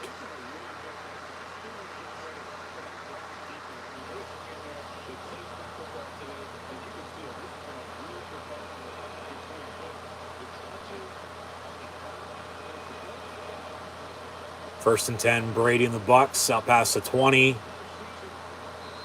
And all of a second down and medium at the 24. So they officially spotted the 19-yard line, so they give them 5. 2nd and 5. Next score still wins the game. Field goal for Tampa, touchdown for Tampa, defense touchdown for Cleveland. We will have a 2-minute warning, and both teams have 2 timeouts, but under 5 to play. If nobody scores, if we're still tied at the end of overtime, it ends on a tie.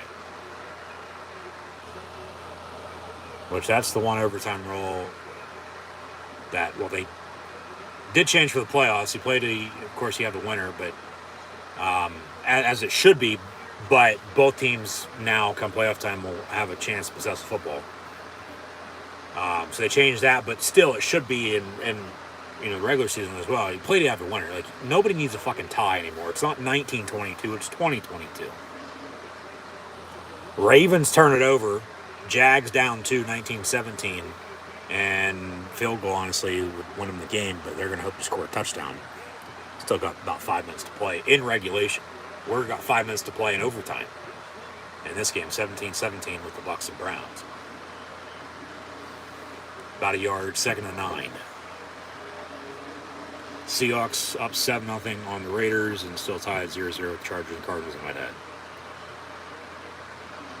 So the Panthers do, in fact, win 23-10 against Denver. We'll update all these final stats and scores, along with recapping college football and previewing that for next week here in a little bit as well. Stay tuned, because we're going to stay on in between from when we go final here and watch up until halftime of the Rams-Chiefs game, and then be sure to tune back in later on tonight for Sunday Night Football. Deep ball intended for Evans, incomplete. 3rd and 9. Next score still wins the game, but nobody's done anything hardly since halftime, other than scored 2 total touchdowns. It's 10-10 at halftime, 17-17 at the end of regulation. It's still 17-17 here with a couple minutes to play OT. And Tampa's got a 3rd and 9.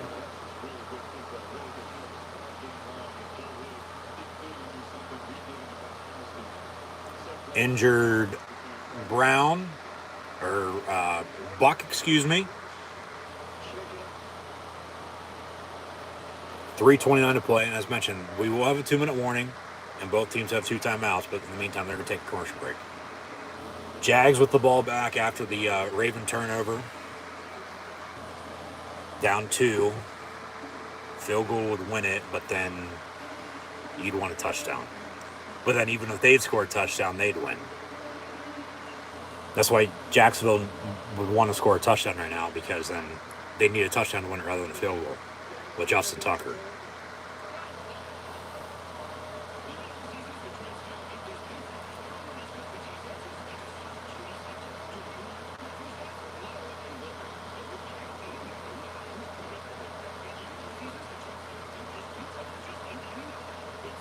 So Jacksonville will have to get a field goal, though. They got a 4th down, about 5 from the 11. So they'll go up 20-19, and then Baltimore could, run clock, and Tucker could game-winning field goal. 22-20 potentially. That's if Jacksonville makes this field goal for 1. But yeah, we're still tied at 17 in overtime. That ain't a good sign. They bring the stretcher up for Tristan Wirfs, former Hawkeye from Iowa City.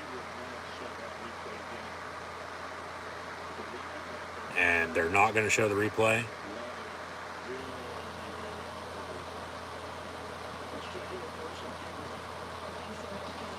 Got an update with the Raiders and Seahawks. Kenneth Walker, the third of the rushing touchdown, so yeah, 7-0 as mentioned.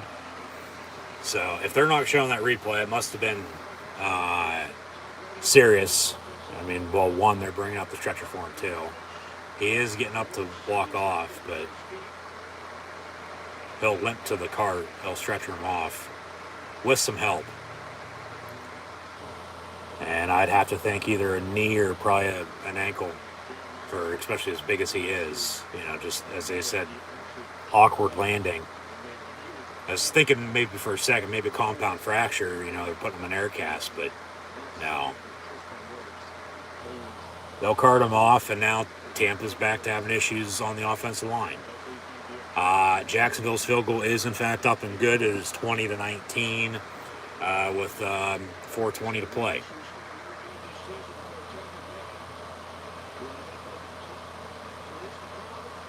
So this Buck Brown game and this Raven Jaguar game are lone last 2 1 o'clock games still on. Chargers Cardinals, Raiders Seahawks on here at 4. Rams Chiefs Saints Niners to still kick off. About 10 minutes. Bengals 1, Dolphins 1, Jets 1, Washington Redskins, football team Commanders 1, Panthers 1. In the meantime, Brady, as he's had 0 career ties in his NFL career, has Tampa at a 3rd and 9 with 3:29 to play. Tied at 17, he gets sacked back at the 35, and they'll have to punt. Cleveland getting the ball back, and still, next score wins this game.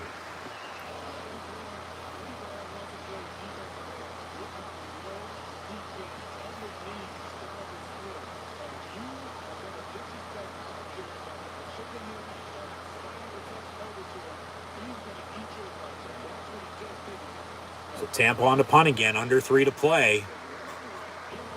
Jesus Christ. We're going to get a tie game today. It'll bounce and be down to about the 28-yard line. 1st and 10, Cleveland from there. 2 timeouts, 2-minute warning with 2:45 to play. Next score wins the game. Once again, whether that's a Brown field goal, Brown touchdown, Tampa touchdown on defense, safety, so on and so forth, next score wins this game. 17 all. With the Bucs and Browns and OT. And Brady has never tied in his NFL career. Not once. And he's played for 23 years. I mean, we don't get that many tie games, but we've had enough throughout the past 23 years that you would have thought maybe he'd be on the side of one of them, but no. Brissett's pass over the middle, caught. Cooper to the 45, 1st and 10, Cleveland. Of course, they don't want to, lose, but Does he really want to tie a game on his record, though, too? Probably not. Like, so something's got to give. I mean, he'd probably want the tie rather than the loss, though. But you'd rather have a win than both. So something's got to give here. The defense got a next thought if they want to win this game. Unless we might end up fucking tying, for all we know. Another injured Buck. Antoine Winfield Jr. Lamar Jackson, the Ravens going deep. Oh, my God. 1st and 10, Baltimore at the 25-yard line. They connect on a deep ball. Deshaun Jackson, of all people. Jackson to Jackson and company.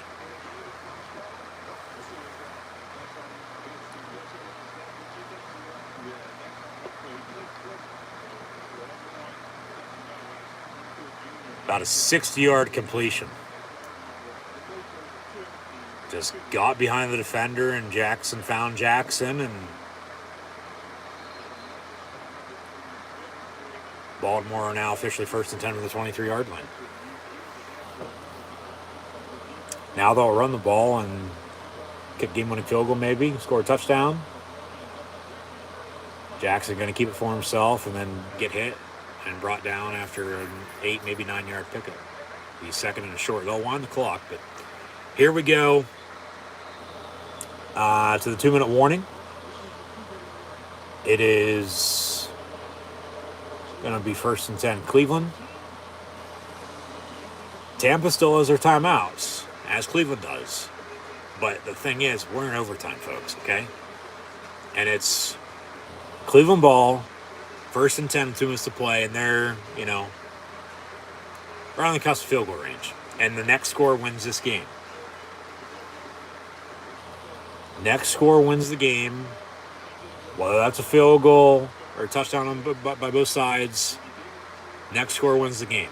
And Tom Brady has never tied. As the rain starts to fall, Brady has never tied at all in his NFL career.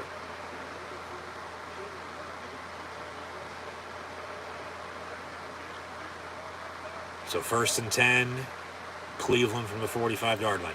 They really need a good 25, maybe 30 yards to, be safe. I wouldn't want to be kicking a long field goal. But at the same point in time, it's overtime. You'd be wanting to kick any field goal you can possibly get your hands on to win the game so you don't have to tie. But, now the rain's starting to come down. They get to the midfield point for a 2nd and 6. So from the 50, another handoff, Nick Chubb, and 2 yards for him, make it 3rd and 4. Minute 25 and counting to play.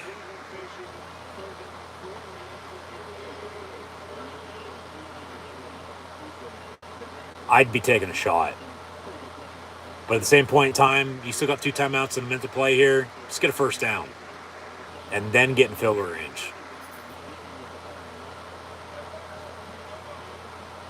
Big play. 3rd and 4 from the 48. Under a minute to play now. And Brissett looking to throw.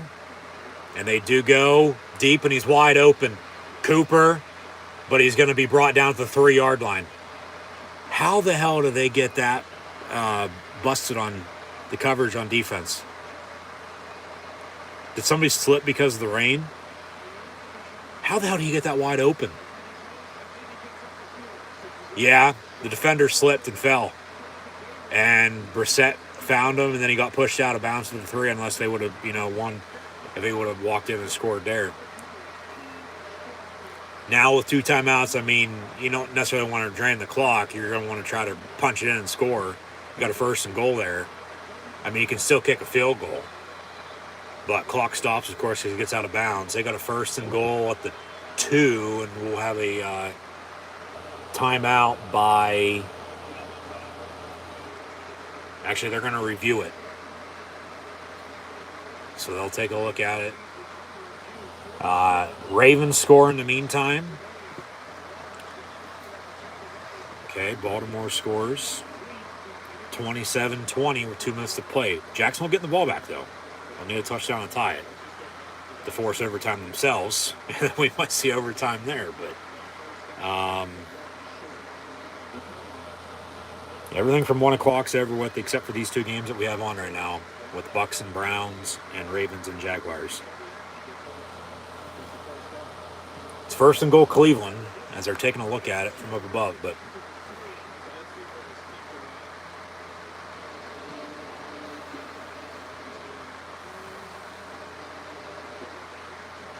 I don't know what they're looking at other than the spot of the ball, which he's down like right there, 2.5, 3 yard line.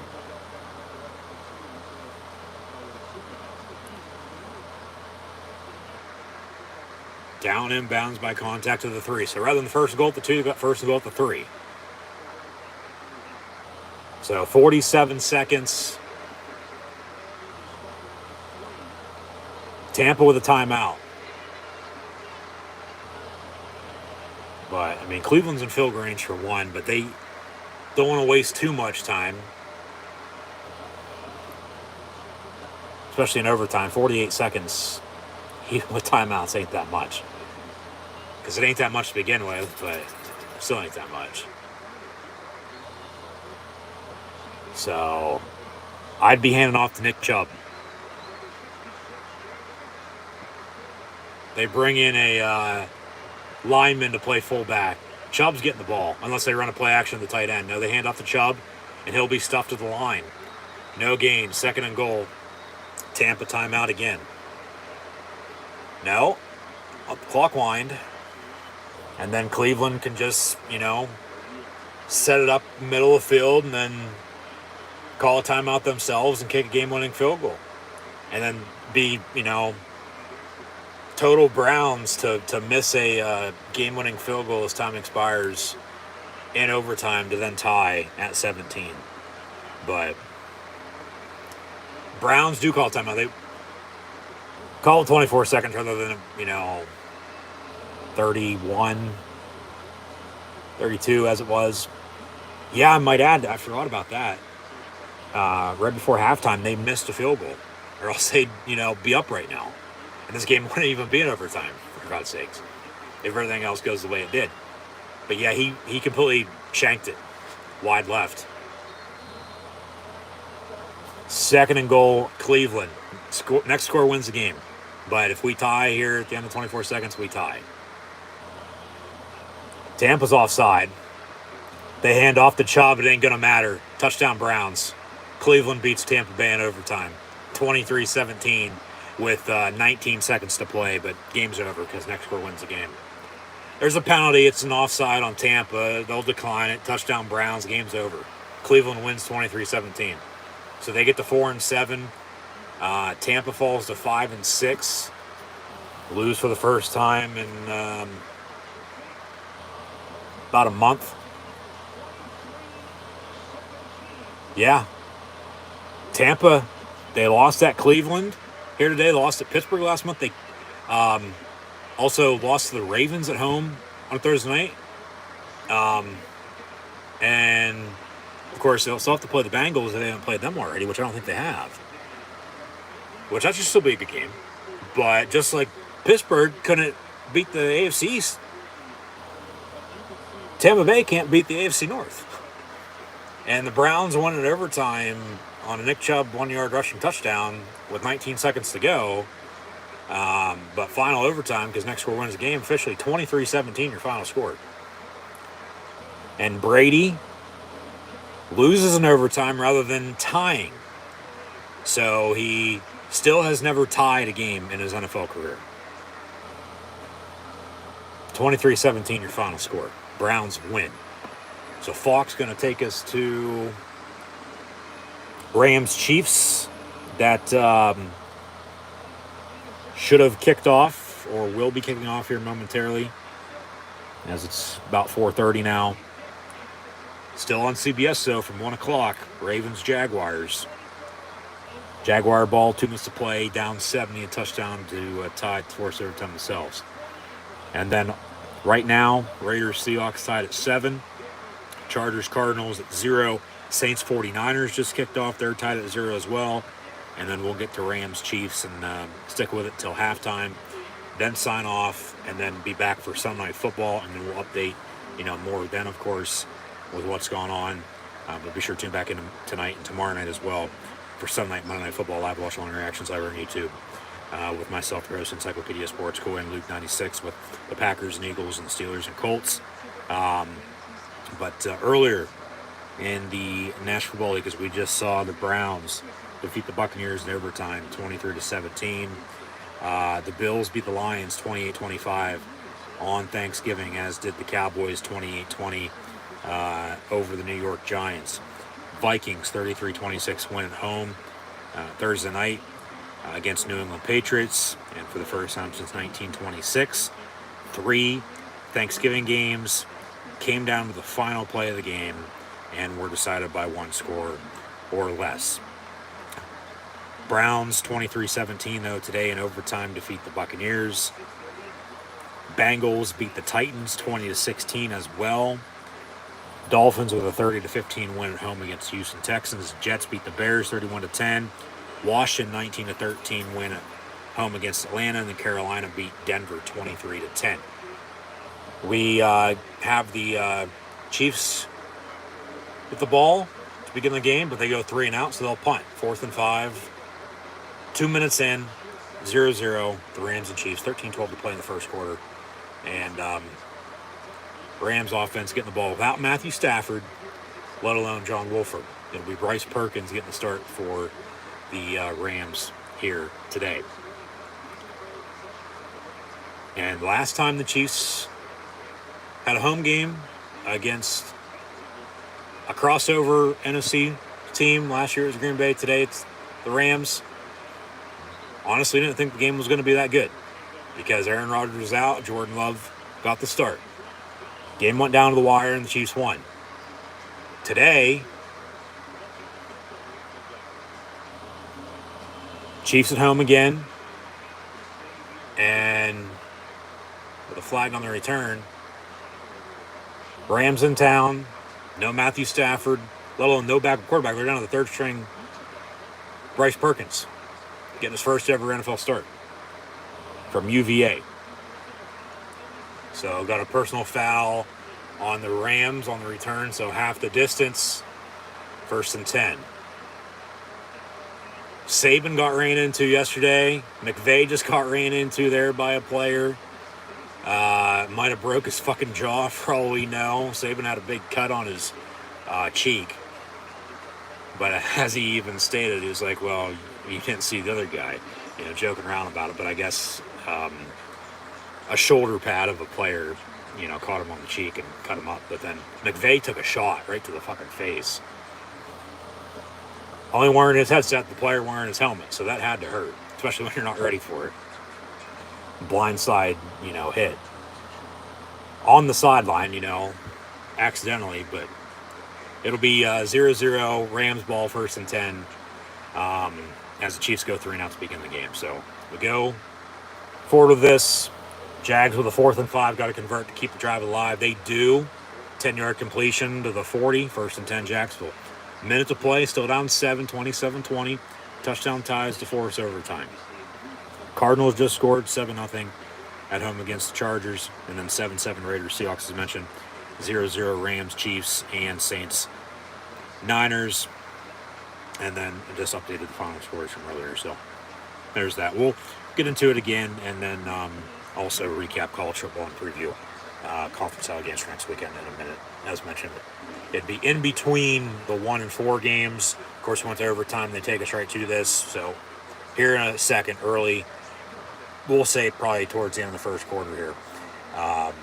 That's when we'll give a full update of both college and the NFL and a preview. We'll hold off on the NFL preview for tomorrow night because we'll still be on tonight and tomorrow night for those 2 games. But Jags, another first down. Christian Kirk on a reception over the middle, 1st and 10, Jags. Ball at the 43.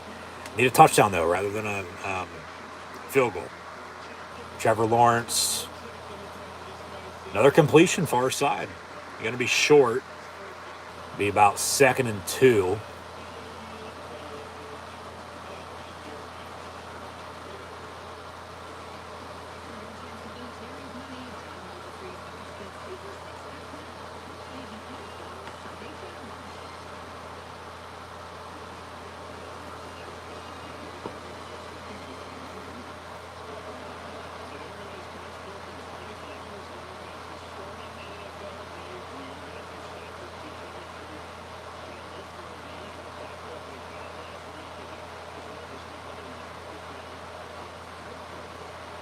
First and 10 Rams from the 4-yard line.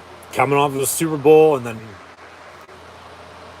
anything and everything that could have gone wrong for them this year, for the most part, has. They just, they're not good.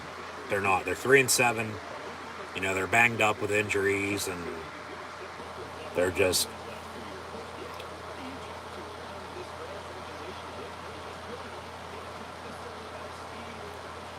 gonna have to find, rather than being explosive on offense, another way to win. Whether that's defense, low on special teams. They get 2 yards there, 2nd and 8, but Jags with a penalty backed them up, but then they move forward once again, so they got officially, so they're down 7 here, a 3rd down, and about 6, maybe 7.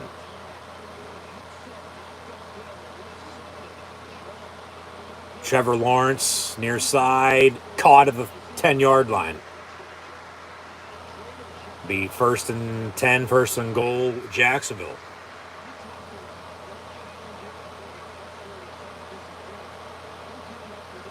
Yeah, 1st and goal, Jacksonville from the 10. Into the end zone, caught, touchdown.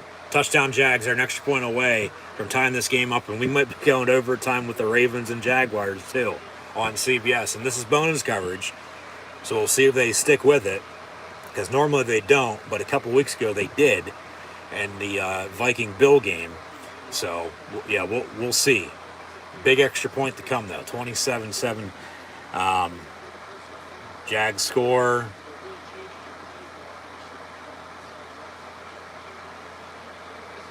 They're going to look at it to make sure there's a catch and a touchdown. Caught it. Rights in. Left. That's a touchdown. Yeah. Rams punt just like the Chiefs did at the beginning of the game. So 0-0. And a muffed punt, and then he gets drilled, but he already muffed it, and the Rams recovered the 43. So that's a clean hit. 1st and 10 Rams, so they got to capitalize off of turnover now. Short field, and going to look to strike first on the road. Yeah, fair catch by Sky Moore, and then completely muffed it. And then, boom, gets drilled by Skoranek, and then they recover the punt. Recover the fumble, and 1st and 10 Rams. You got to score off of this now, especially if you only won a couple yards in your opening drive. And odds are stacked against you because you're with your 3rd string quarterback. So 1st and 10 Rams from the 43. That's a touchdown for Jacksonville. Because it's a touchdown on the field. They have to find an indisputable evidence to return it. And both feet are in. He controlled and possesses is going out of bounds on the far side of the field, on the side of the end zone. So he writes down there, ass hit out of bounds before his left foot did touch. They might say incomplete with that. Marvin Jones, the receiver, with the catch. And Perkins goes down on a big sack by George Kaloftis from West Lafayette. His Boilermakers in the Big Ten title game next week. And now they got a 2nd and a mile. Writes down, ass hit right there before his left inbounds, so they might say incomplete because of that. But they said catch on the field in a Jacksonville touchdown. So they have to find, once again, indisputable evidence to return it. They might have that because of that, but at the same point in time,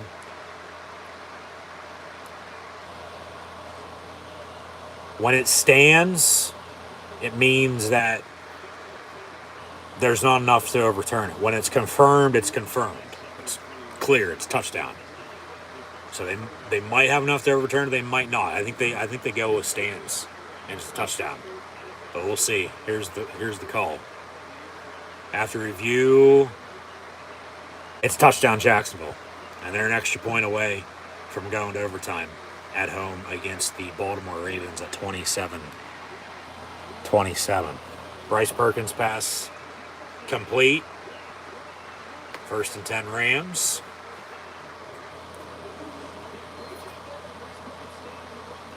oh shit, the Jags are going to go for 2 in the win rather than go to overtime. So they'll spot the ball at the 2 to go for 2 rather than kick the extra point. I'd be kicking it. But Doug Peterson in the analytics, he wants to end it now. He wants to win it in regulation with a 2-point try rather than go to overtime. Even with momentum, he wants to try to win it right now. Why not run the Philly special? Baltimore going to call a timeout, make them think it over. All right, Chiefs going to challenge the pass that was caught by Van Jefferson. Looked like a catch to me, but they'll stick with it. They have yet to take a commercial break, but they did bring us in late. Let's see a replay.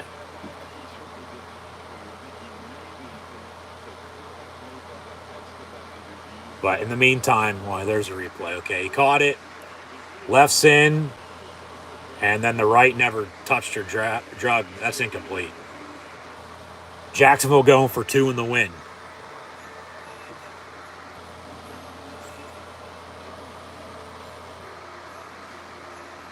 Same formation when they bring Zay Jones in motion near side. Lawrence looking his way, and it's going to be caught. 2 points good. Jags take a 28-27 lead over the Baltimore Ravens. But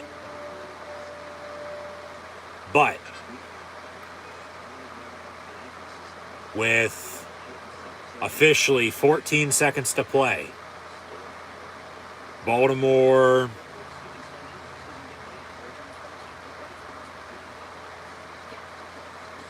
with 2 timeouts. All Lamar Jackson has to do is get Justin Tucker in field goal range from, say, anywhere from 60, 63 yards in to win it then, 30-28. So 2-point try is good. Jags 28-27 lead over the Baltimore Ravens with 14 seconds to play. 49ers with a field goal, 3-0 against the Saints. Still 0-0 here at the Rams and Chiefs. Challenged by Kansas City with the catch. It'll get overturned and be incomplete.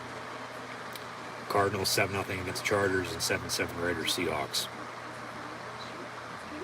It looks like the Jaguars are going to win, but remember, all Lamar Jackson has to do is get Justin Tucker in field goal range. They got 2 timeouts. They squib it, and Baltimore on the return from the 25. And they get to the 39, almost 40, so all right.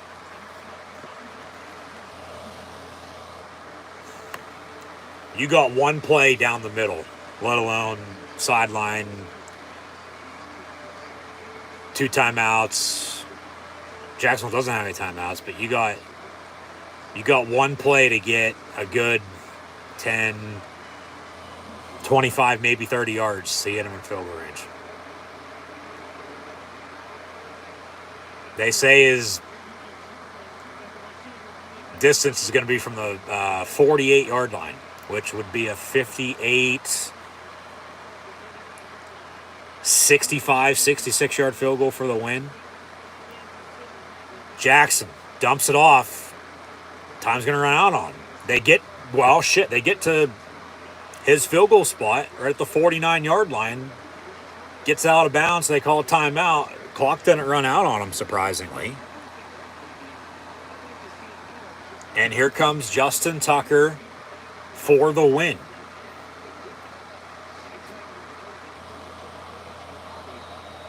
And this kick from about midfield, from the 49-yard line, will be officially from 67 in the win. Justin Tucker for 67-yard field goal. Jacksonville can't ice him.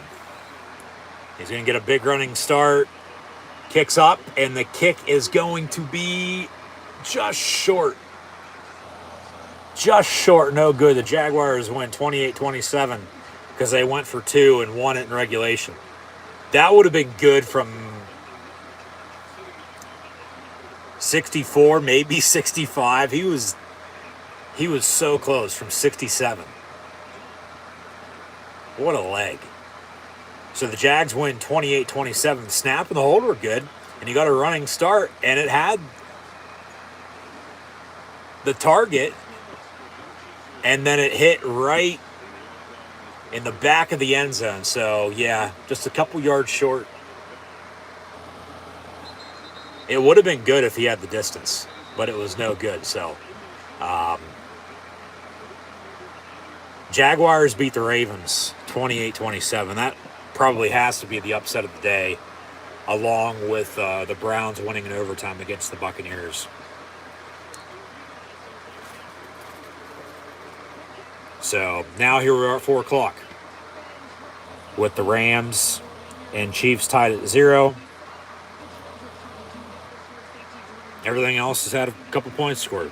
Cardinals 7-0 leading the Chargers. 49ers 3-0 leading the Saints, and tied at 7 with the Raiders and Seahawks. Sunday night and Monday Night Football still to come. Packers and Eagles. But this is all after. The Bills beat the Lions 28-25 on Thanksgiving, as did the Cowboys 28-20 defeat the New York Football Giants. And then the Vikings 33-26 over New England. First time, once again, as mentioned, since 1926. It's almost 100 years, folks. The NFL has been around for now officially 100 plus. They celebrated 100 years back in 2019, so do the math. That all 3 games on Thanksgiving came down to the final play and were decided by 1 score or less. And a lot of 1-score close games today as well. Browns beat the Buccaneers in overtime 23-17. Very well could have ended in a tie, though. The Bengals 20-16 win at Tennessee. Washington beat Atlanta 19-13. And then we saw Baltimore attempt the 67-yard field goal for the win. But the Jaguars win it at home in regulation after going for 2 and officially now winning the game 28-27. The Panthers also beat the Broncos 23-10. Jets 31-10 win against the Bears, and the Dolphins, they didn't do shit in the second half. They won 30-15 against the Houston Texans. Sunday night, Packers, Eagles. Monday night, Steelers, Colts. I have live watch along reactions over on YouTube for both of those games. We should tune back in. But right now 10-7 Seattle at home against the Raiders. Still 7-0 Cardinals leading the Chargers, and 3-0 49ers on top of the Saints. But we're deadlocked still at 0-0 with the Rams and Chiefs. Chiefs ball, 1st and 10 from the 46-yard line. Shortly, we'll recap and preview college football, and then we'll give a full NFL recap and a preview for next week tomorrow night. So be sure to tune in for that. And then also, we'll watch WWE Survivor Series on a few-day delay on Tuesday night. So be sure to tune in for that as well. Just be sure to subscribe. And once again, thanks for tuning in and listening. We'll stick with this until halftime, and then we'll sign off and be back for Sunday Night Football. So midway through this opening quarter, 0-0.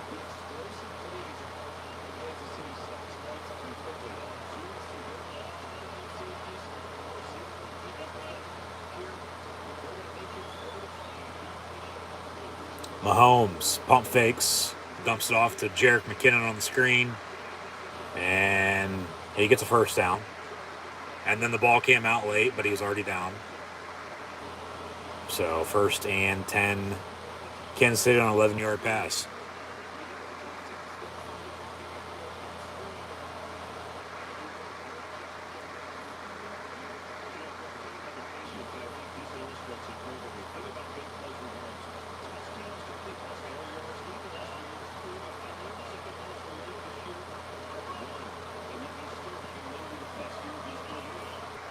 First and 10 from the 33.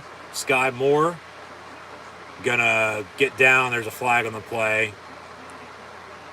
Down to the 10-yard line, but yeah, probably a hold or a block in the back, I'd have to guess. Came flying in from the top middle of your screen. It's a play unfolded. So I'll hold on the Chiefs. 10 yards, I'll replay the down. So it'll be 1st and 20.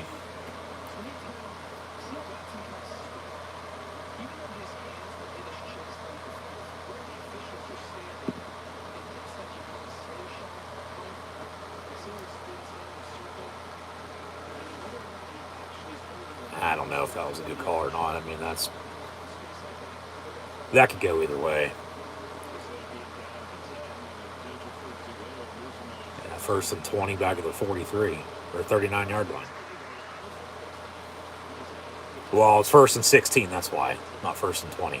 So it would be at the 43, but 1st and 16, 4-yard difference, 39. Mahomes doing something, running around, trying to do too much, and almost got sacked, but threw it away incomplete.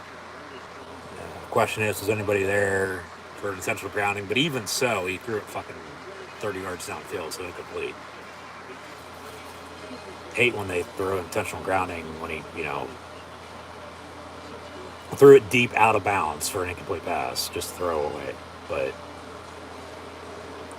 same with the officials for a penalty. If it's a flag, throw it.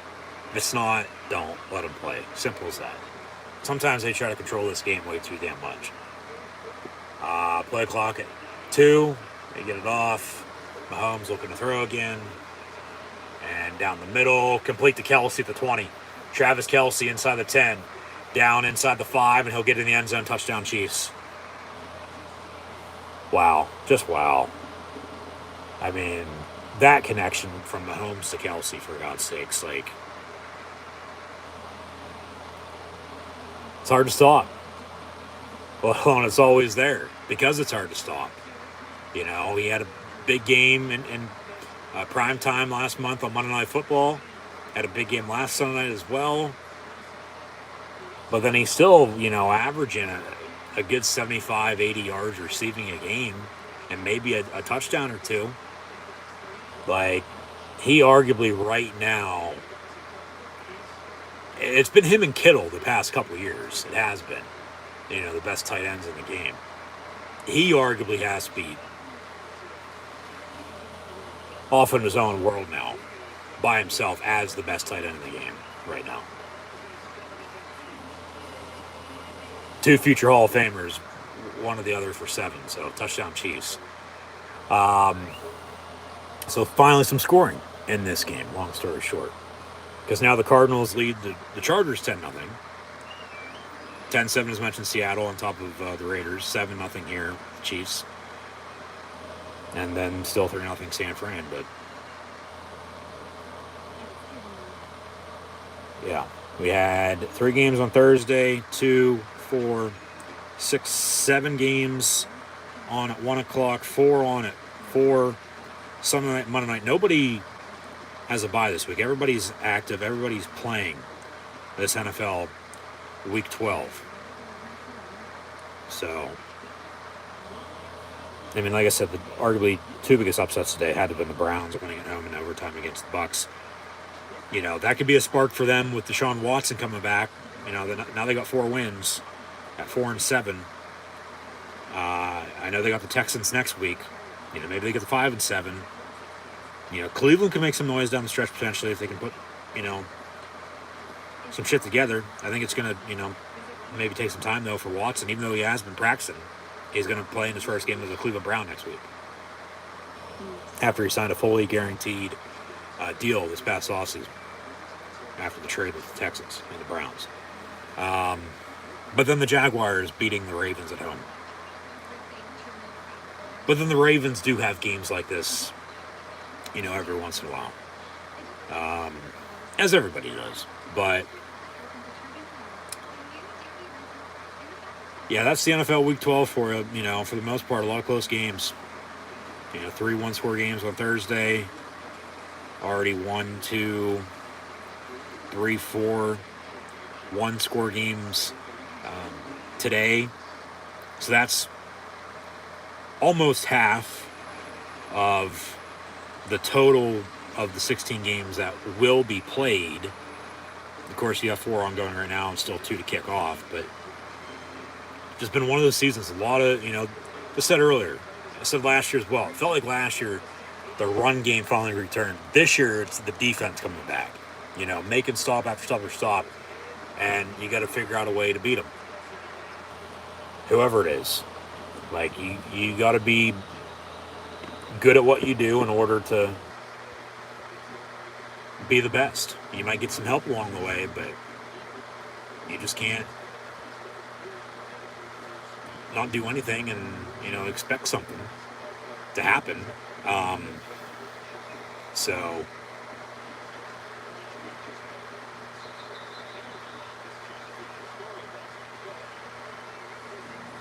yeah, we'll see what happens here. But yeah, just a lot of close games this year.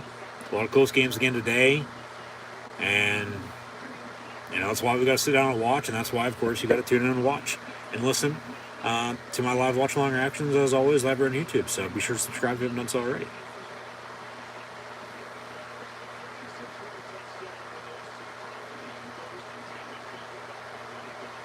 First and 10, Rams now from the 25-yard line.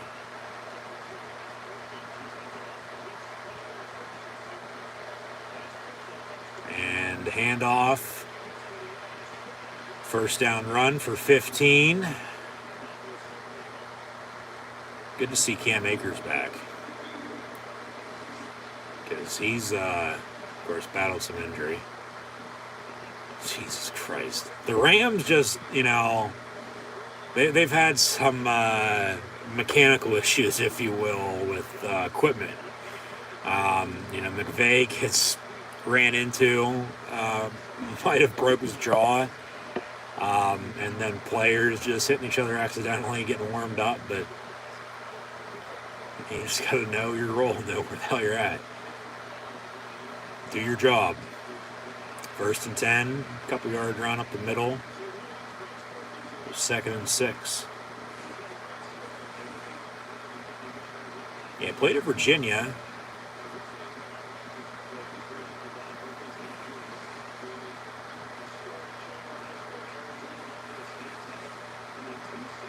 But didn't he play like Arizona State too?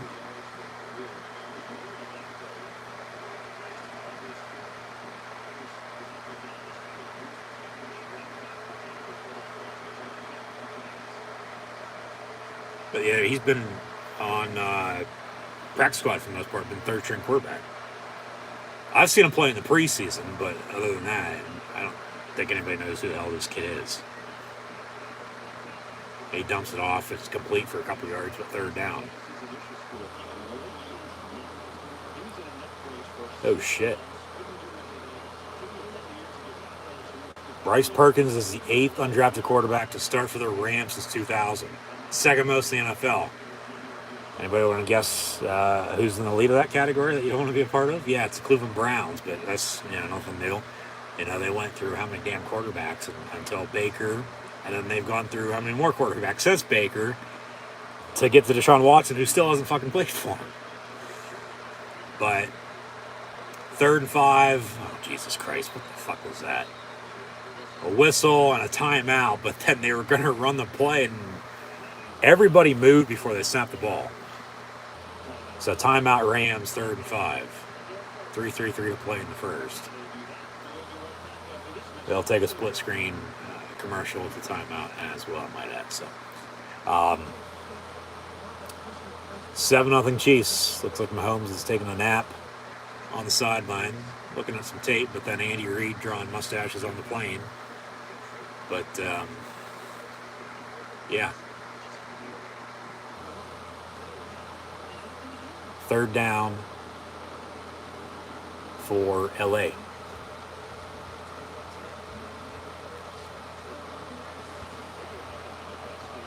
Third and 5.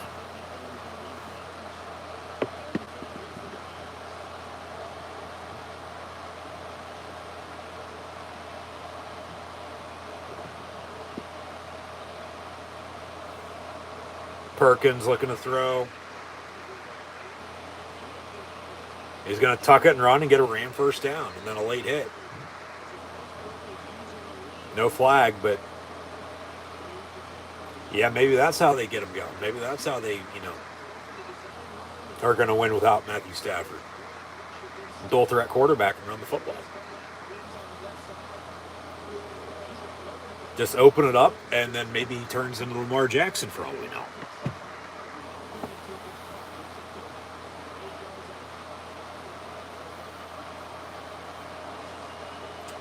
So officially 1st and 10 from the 42 for the Rams.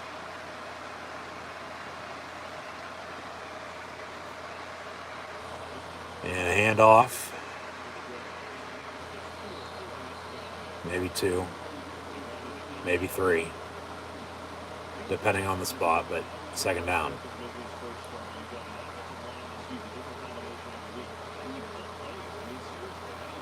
Yeah, the Rams aren't who they were last year by any means. But this is when they started to get hot, though, too. Late November. When they went to San Fran on Monday night. And then went to Arizona on Monday night. And a couple weeks from now, a year ago. Right before Christmas. But, yeah, injuries all over, including your quarterback. And you have no running game for the most part. And defense giving up this and that because you're 3 and 7. And, yeah, just, like I said earlier, they're not that good. They're not. Chiefs, on the other hand, they're 8 and 2. And their 2 losses are to the Colts and the Bills. And games, arguably, they, both could have won. So they could be 10-0, for God's sakes. I do think they're the best team in the AFC. I don't think they're the best team overall in the NFL, though. I've said I think Minnesota is that just because they found ways to win. Yeah, I know they lost to Philly. Philly lost to Washington, though. But, again, everybody's going to win and lose some. But there's still a lot of football to be played. And just hopefully now, until the end of the year, you're playing your best football, and then, you're getting hot at the right time and making a run in the playoffs and going to the Super Bowl and winning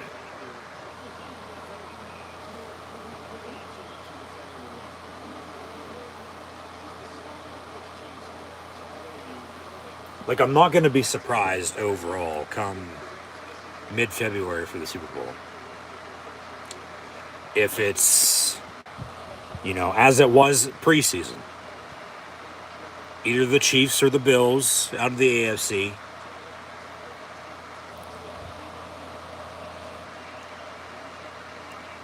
Baltimore lost. I still think you got to watch out for them.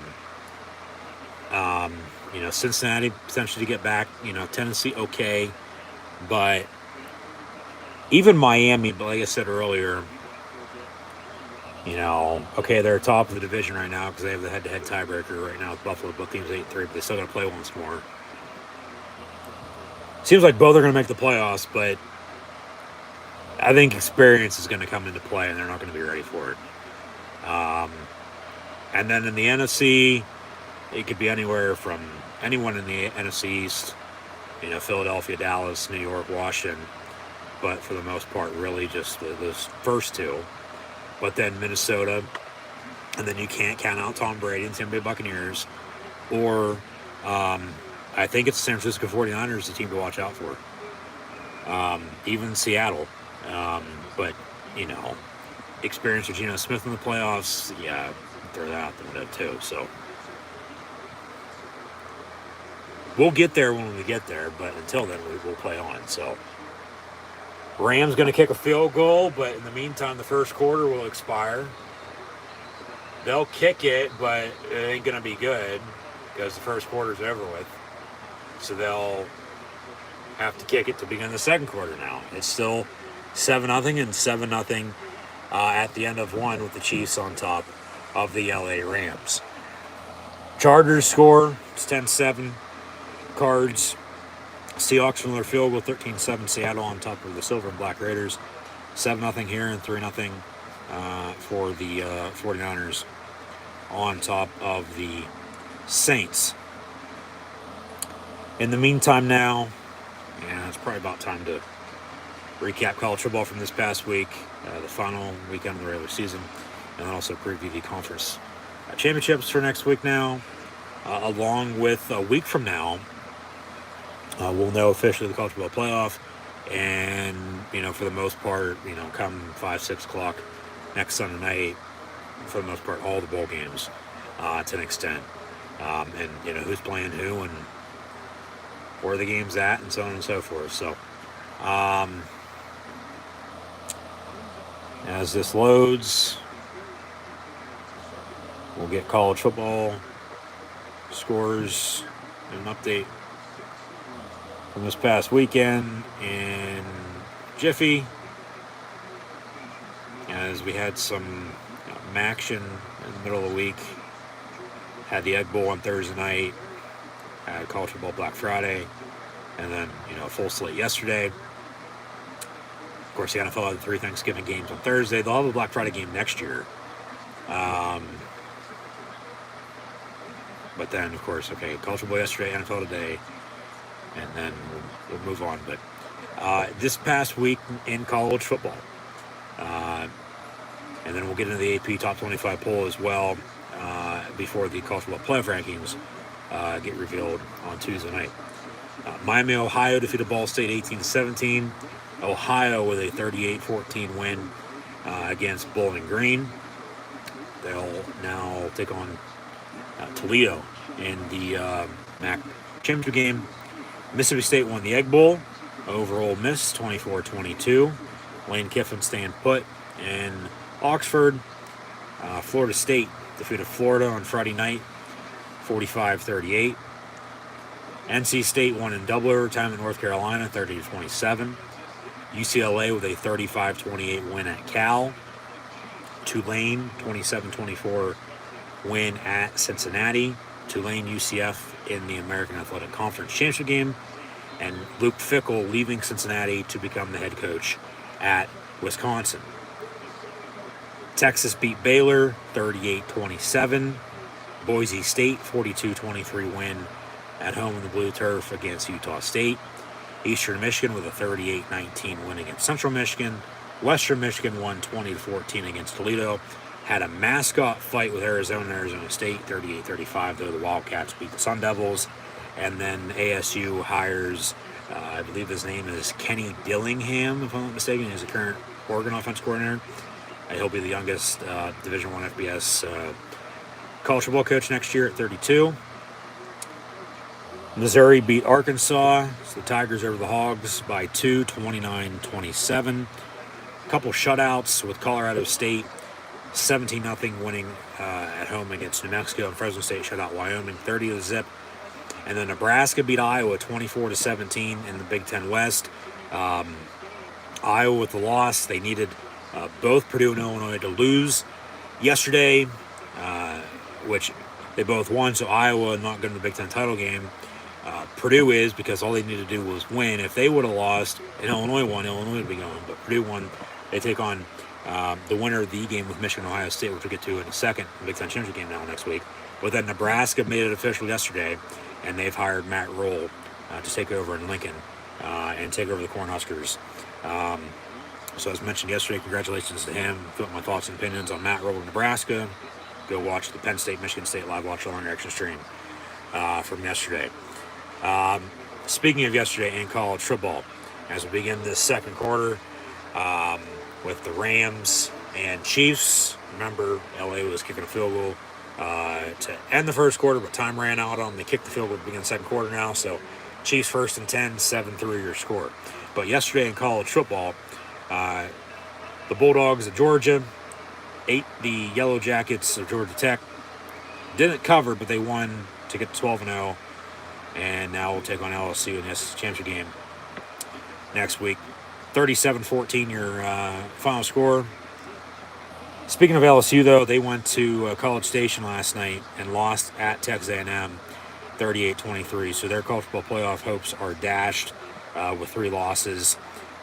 Might lose to Georgia in this title game, let alone in their bowl game. So who would have thought LSU at the end of the season, where they've been at top 5 recently, top 10, to have 5 losses, give or take, at a max. But we'll see what happens. Also yesterday, TCU 62-14 win against Iowa State.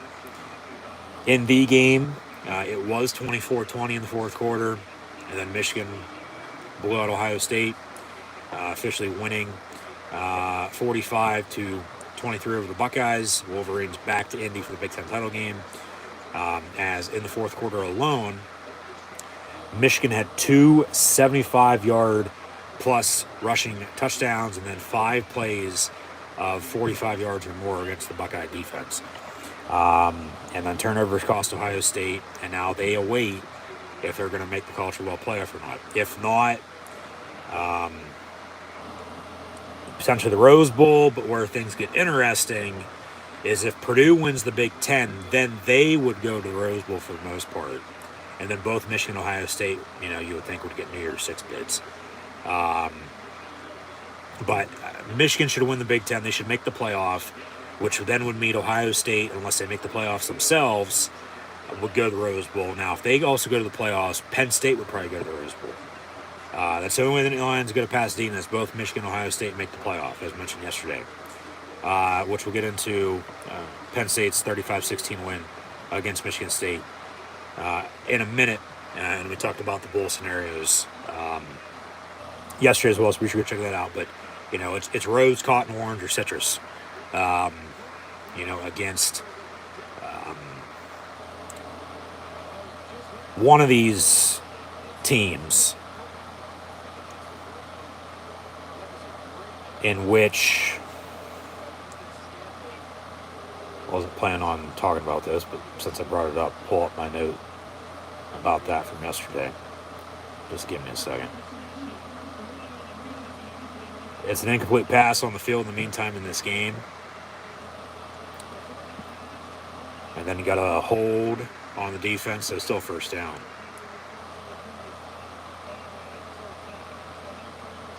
But Penn State, the only way they go to the Rose Bowl once again is if both Michigan and Ohio State make the college football playoff. Opponents could be USC, Utah, or Oregon. Maybe even Washington State, Oregon State, but it cuts off after those first two, let alone 3. Cotton and Orange Bowl, Tulane, UCF,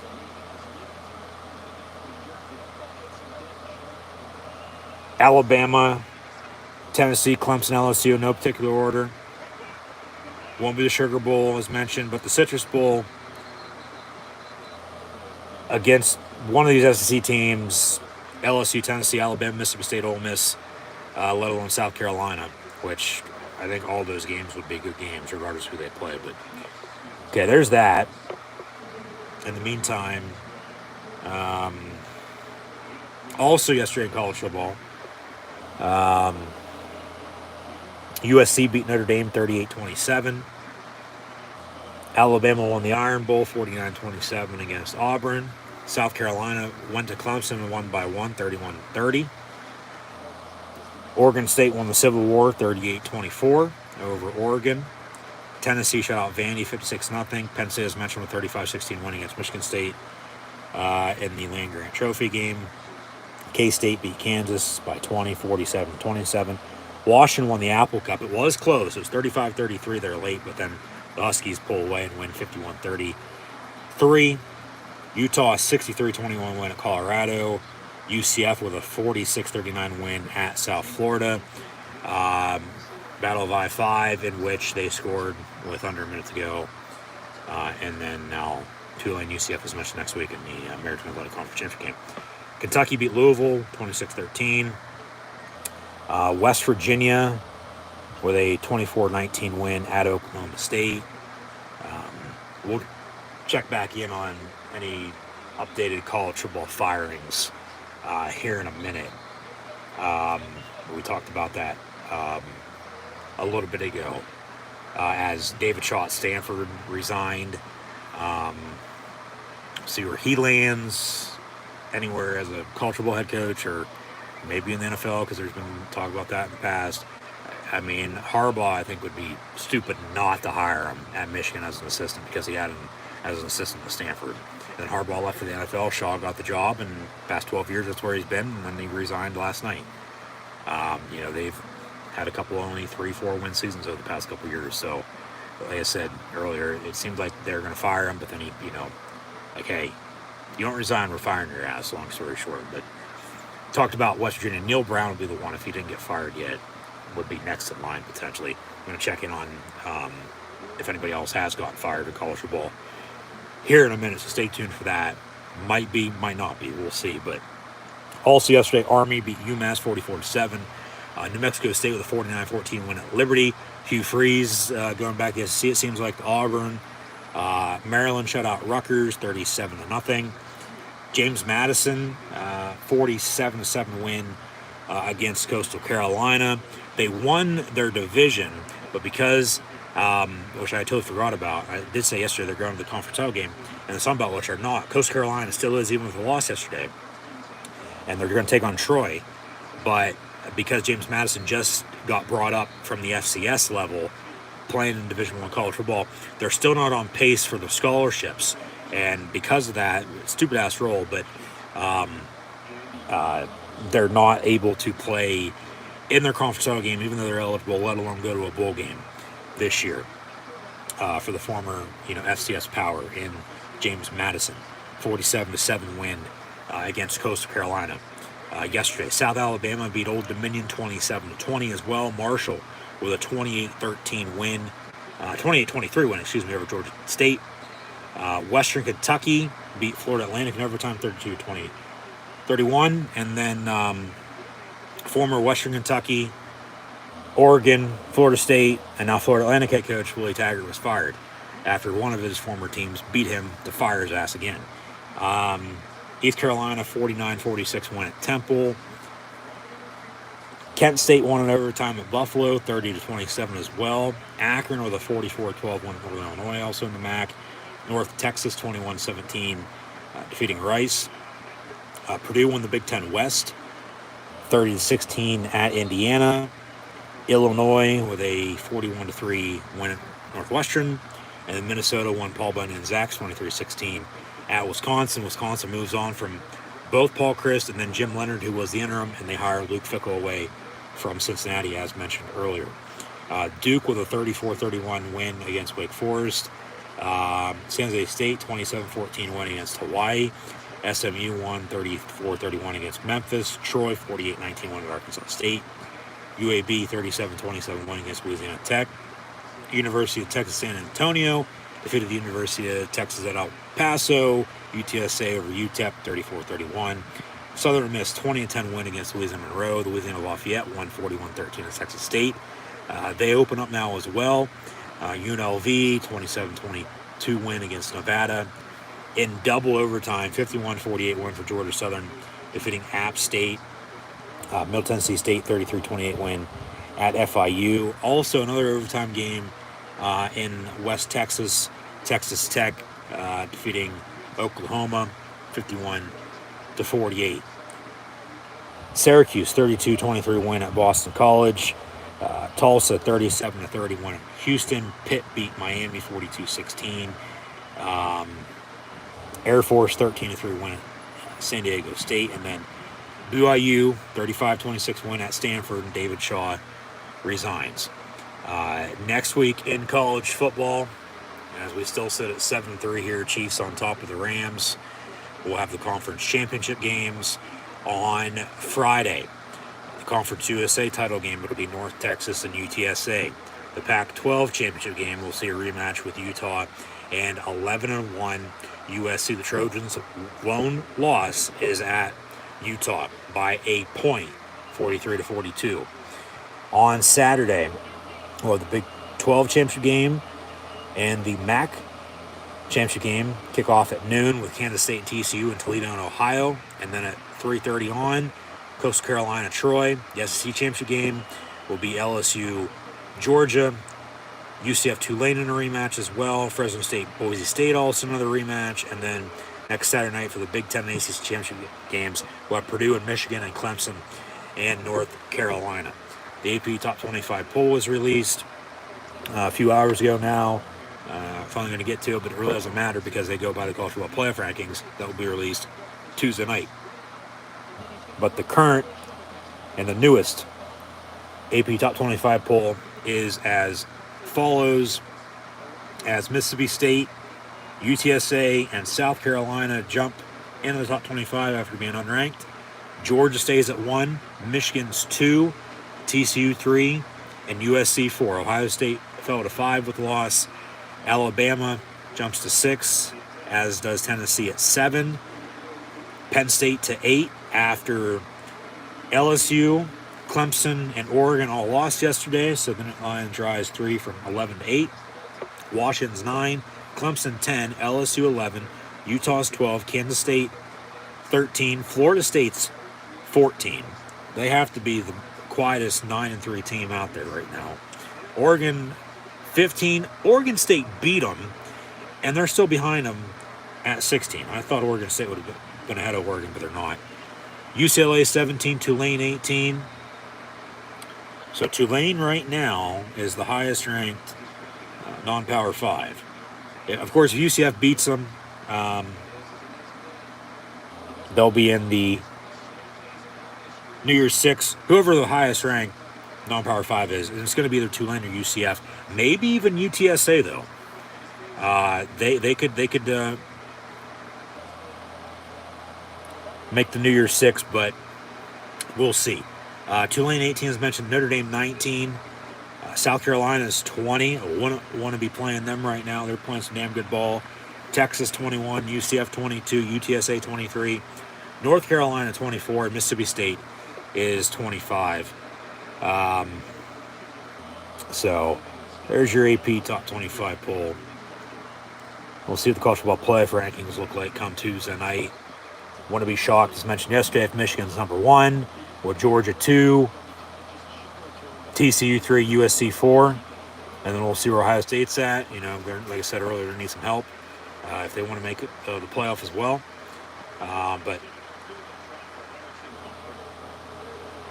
you know, then behind them, as mentioned, it's Alabama, Tennessee, and Penn State.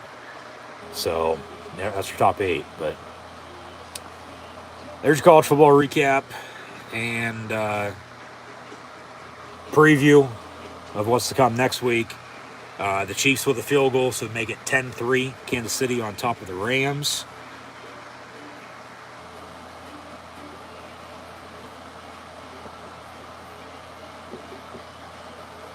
Okay, there's that. And then now, also right now in the NFL,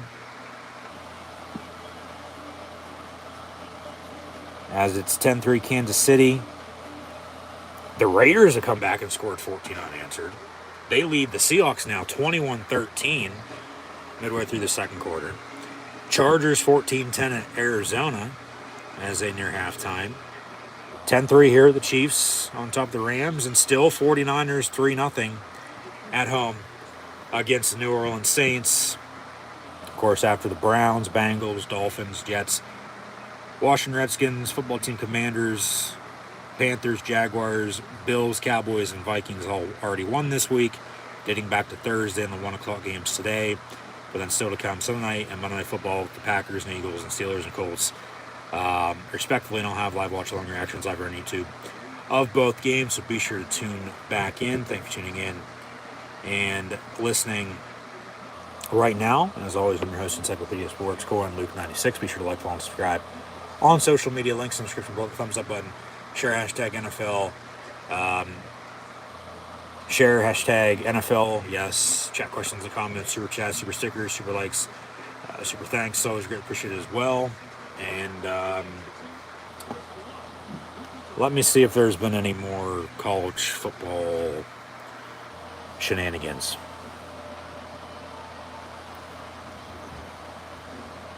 With, say, you know, college football coaches getting fired.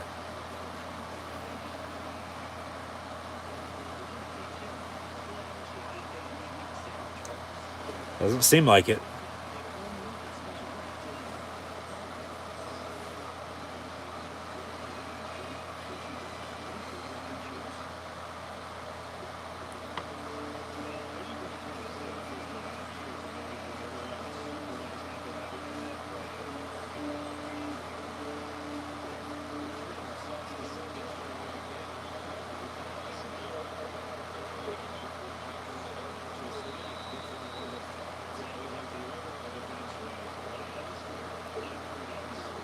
Yeah, it doesn't seem like anybody else has been fired.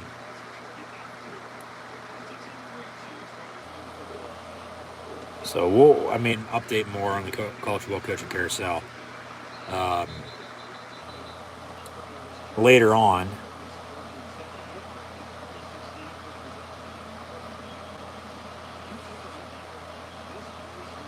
But yeah.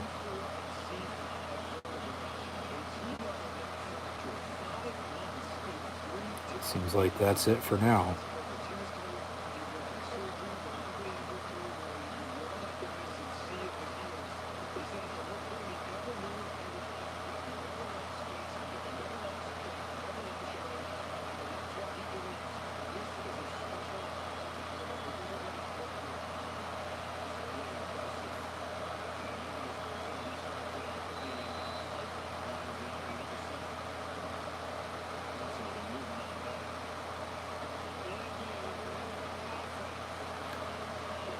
Got to delay a game and a 5-yard penalty. They'll replay the down.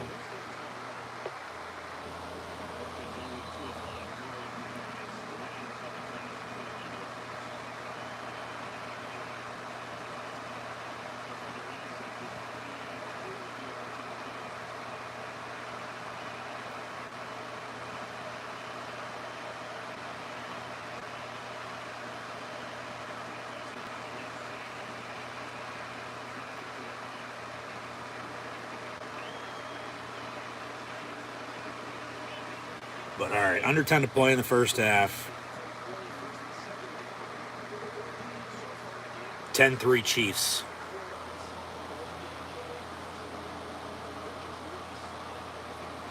Rams 2nd and 14.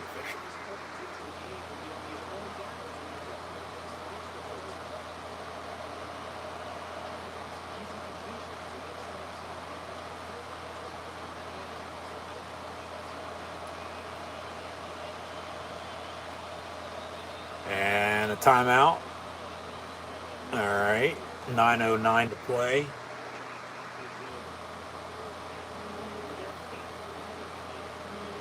Got to burn another timeout. At least Sean McVay, after getting hit in the chin earlier, probably has a fucking concussion for all we know. Has sense to call timeout there.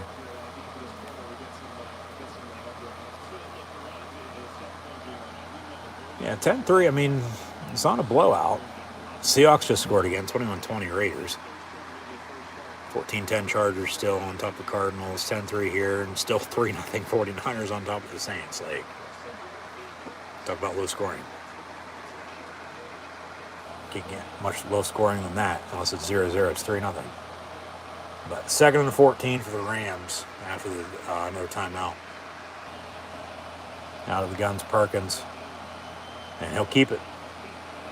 And they'll get back to the original line of scrimmage over about 3rd and 9.5, 10.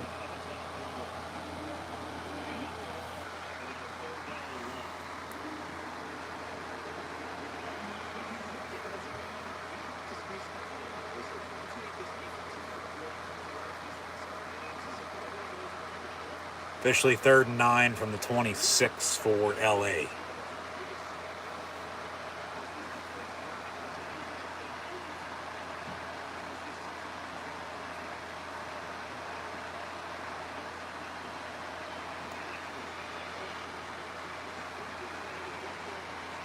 Perkins, got enough for first down there? Yeah, first down Rams.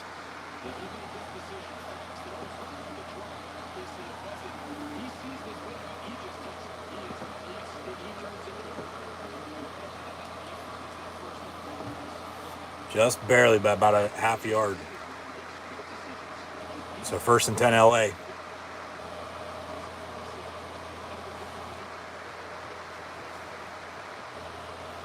Jefferson in motion, moving on up to the far side of the field. And they'll lose a yard, 2nd and 11.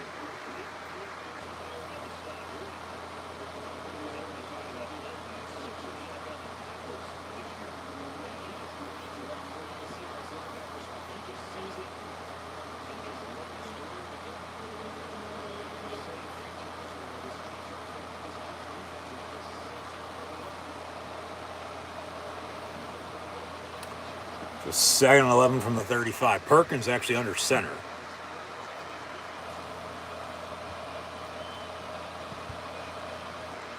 And they'll run it. Williams for about 6, so 3rd and 5. Yeah, 7 minutes to play in the half. Got an injured chief defender, and he ain't moving.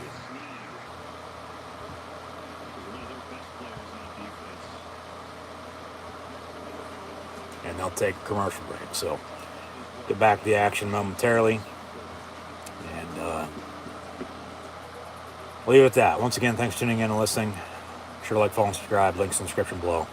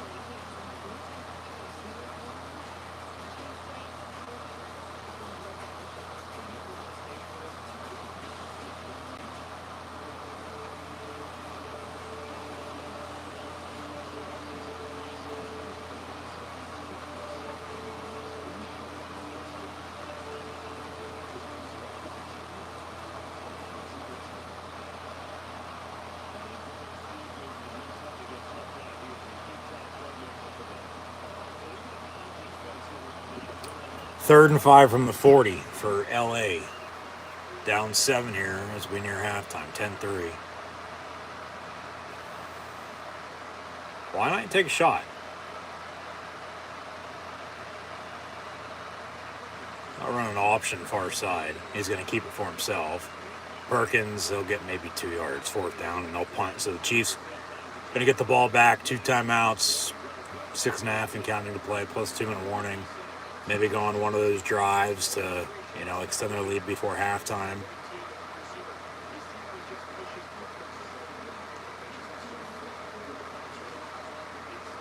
Continue to put the pressure on the Rams. I mean, you already have the lead. They're not playing that great. I mean, honestly, neither are you, but you're at home. Offensively, you are looking a little bit better than they are, but, it's really they run a fake punt. The Rams run a fake punt, and they'll get the 1st down. Jesus Christ. 4th and 5, and the punter throws a 6-yard completion for a 1st down, and the Rams will keep it 1st and 10 LA. So we're going to wait to see the Chiefs offense again, because the Rams maintain possession. They run a fake punt. Why not? You need a spark of some sorts. You need to tie this game up, let alone cut the lead. I think anybody was expecting that, though, but good play call. You got to give them credit. Like I said earlier, hey, without Stafford, without John Wolford, they really have a running game. Now we're going to have a whistle and another timeout by the Rams. Our 3rd and final. Play clock was winding down. They wanted the play clock, or he said they didn't give it to him. But so the Rams have no more timeouts until halftime. The 3rd quarter, 5:13 to play here in the half. McVay had to run down and call a timeout because they didn't reset the play clock. So pissed off about that, but timeout Rams. But, they got to find a way or figure out a different way to win. Whether that's on defense or let alone special teams, there's fake punt. That has to be the first fake punt that's been executed that, at least I've seen. I watched a ton of fucking football in quite a while. Especially with the punter throwing. Normally it's, snap to the up back and they're going to run it and get on a, 4th and short. It's fucking 4th and 5. And then he came back on a comeback and hit him and it was the catch and the first down. So they'll maintain possession, but then they shoot themselves in the foot. Play clock winding down. They thought the play clock was reset when it wasn't. Play clock winding down. They got to call their third and final timeout. So other than timeouts and, still okay 1st and 10. But yeah, they got to cut this lead, let them tie it up. We'll see who gets the ball beginning of the second half because I don't know that if anybody doesn't in fact know in the comments. But they brought this game into us late following the overtime Brown win over the Buccaneers earlier. So there's that. But we're in the meantime going to be signing off at halftime anyway, and then update what happened in the second half and talk more NFL football for Sunday night and Monday football tomorrow night as well. So be sure to tune back in for those. But yeah, ballsy move for sure, but good play call. Would have went against them if they wanted to convert it, but they converted and everybody loves it. That's just how it always goes though. But then that's how it goes because, well, they convert, okay, they drive and score, tie it up, whole new ball game. But if they don't, and then they give the Chiefs a short field, let alone they punt and they drive and score anyway, you're still in a hole. I mean, so, I get, why the hell not? Okay, but you definitely got to score off this now. Well, that's a field goal or touchdown. You got to cut this lead, tie it up at 10. And then, you'll have some momentum, and the Chiefs got to make a play or two. So we'll see what happens. But with that being said, it's still 10-3, timeout Rams, and 1st and 10 for them from around midfield after the fake punt that they executed. So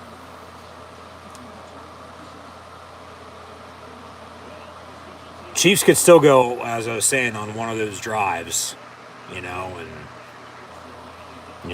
work some clock and score and continue to put the pressure on the Rams and just not necessarily run away with this game, but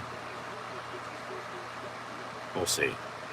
Yeah, from the 47, Perkins, he goes down in the sack. So back of the 32,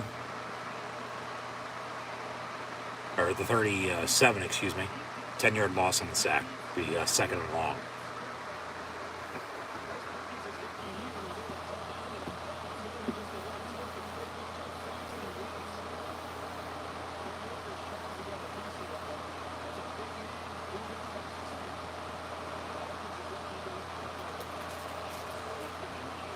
So 2nd and 19 officially from the 38. Then they'll run the ball. And Cam Akers, they get the sack yardage back to the 46, but still going to be 3rd and long. 3rd and 11 with 4:20 to play and counting the half. See if they can convert, keep the drive alive. If not, they'll have to punt. Because, they're not going to run another fake punt on the same drive, for God's sakes. Kansas City's going to be ready for it this time around. But Kansas City needs to stop on defense, get the ball back, 2 timeouts, 2-minute warning, drive and score, honestly put this game away. But there's still a lot of football left. Perkins on a quarterback draw, gets to the 49, but they'll punt. 4th down. So Kansas City can let the clock run. Yeah, they don't need time on their side. Mahomes can go downfield with timeouts or not and score like that. Just like he did last Sunday night at LA, I might add, against the Chargers. They're playing the Rams at home. So, yeah, they're not going to run a fake punt here. I can guarantee you that. They will punt. And it'll be downed out of bounds. Coffin corner punt at the 3-yard line. So 1st and 10, Kansas City from the 3 with 3:16 to play in the half, and they got 2 timeouts and a 7-point lead. They're going to have to go the distance if they, of course, want to extend their lead here before halftime, but they're capable of it, so we'll see what it gives. But 10-3, Chiefs, 3:16 to play in the half. Give me a hell yeah. They'll have a 1st and 10 from the 3-yard line when we return.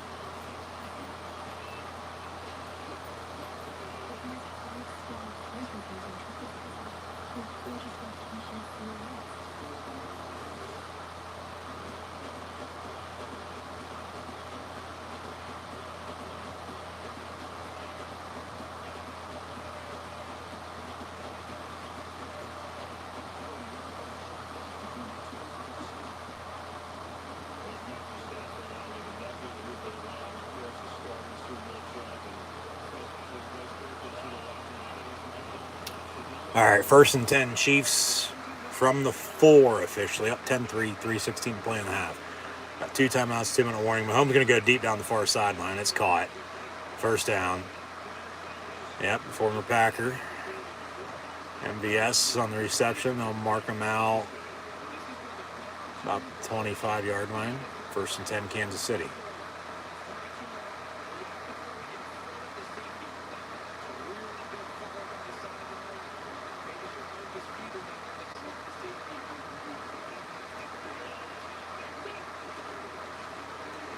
And now they'll hand off Isaiah Pacheco, and he gets 5, maybe 6 yards. They'll go hurry up here, try to get another couple plays off before the 2-minute warning. Maybe a fresh set of downs as well.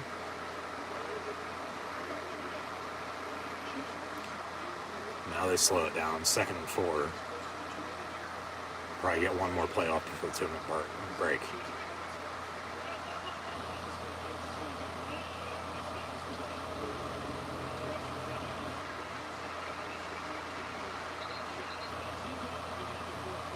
First down, Chiefs in the meantime. Gets out of bounds. Clock will run with 2:18. MVS again.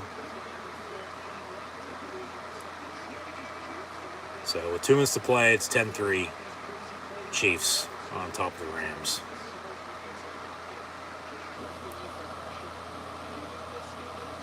Yep.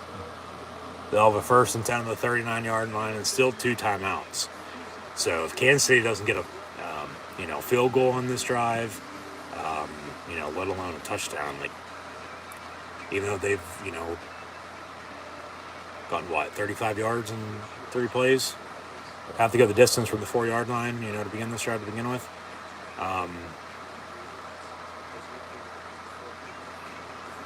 Be a little disappointing if they don't score, you'd think.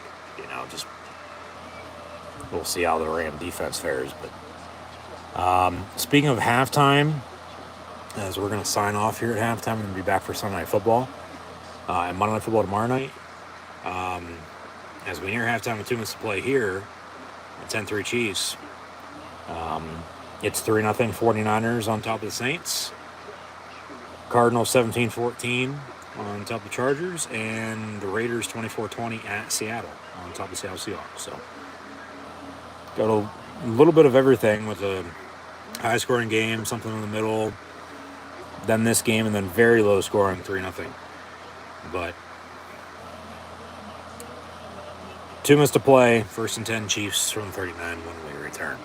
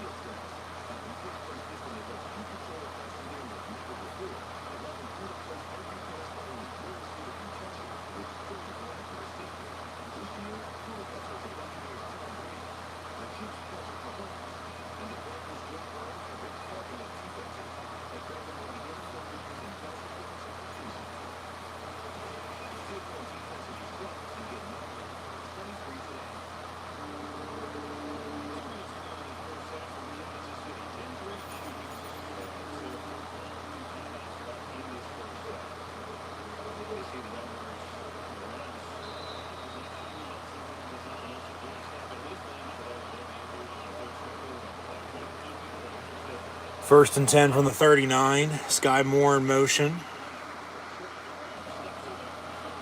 And Mahomes incomplete, the 45-yard line. So 2nd and 10, $1.54 to play. Thinking to myself, too, talk about college football earlier and, openings with the coaching carousel. A little surprising David Shaw resigned, or was going to get fired and then resigned. However you want to put it, he's no longer a coach. Is Stanford going to go back to being shitty as they were before Harbaugh? And then he takes over, and then Shaw takes over after he went to the NFL. And, who are they going to hire? I can't even think of potential candidates for that gig.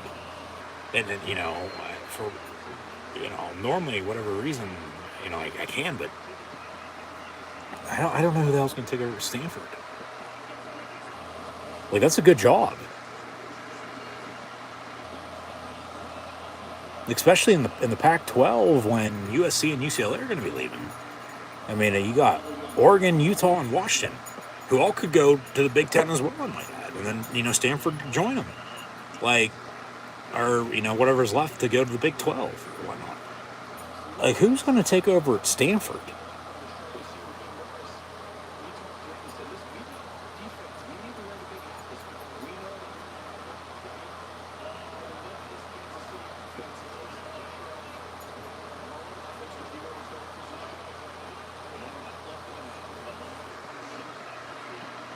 And Jerick McKinnon near side. Complete for about 6, maybe 7, be 3rd and short.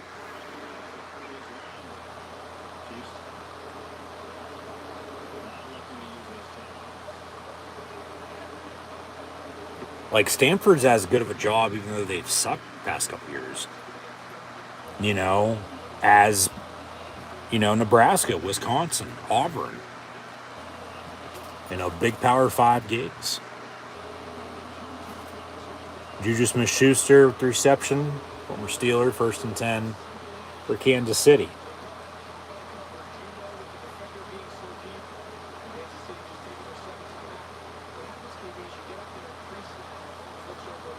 They could honestly hire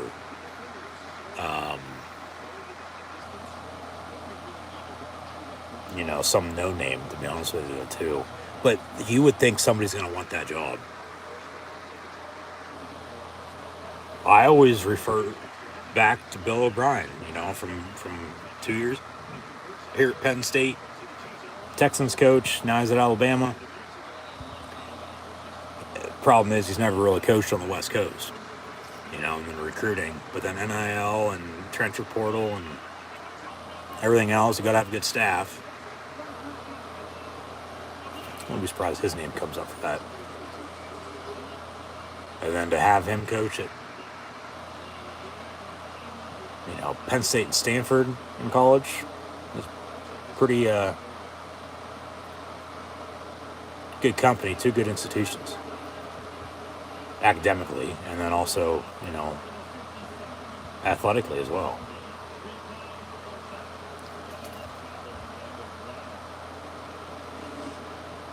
I guess I just have a soft spot. And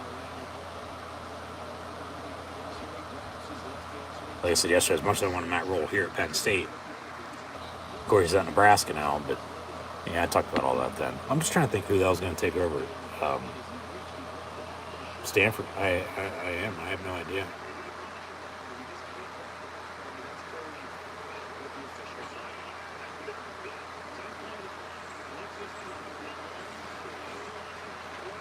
Patrick Mahomes over the middle, caught, first down, Kansas City. They still got one timeout, 42 seconds. They go, hurry up here, new set of downs.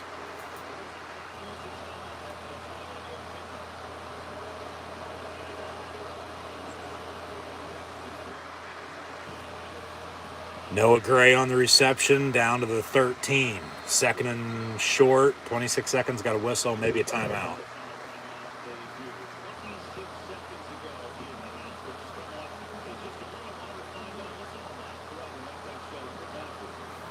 A couple former coaches that have been fired recently or just retired.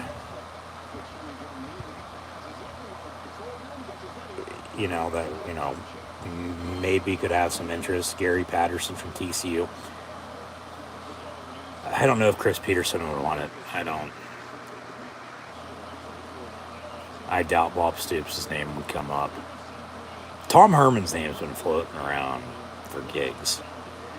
I'm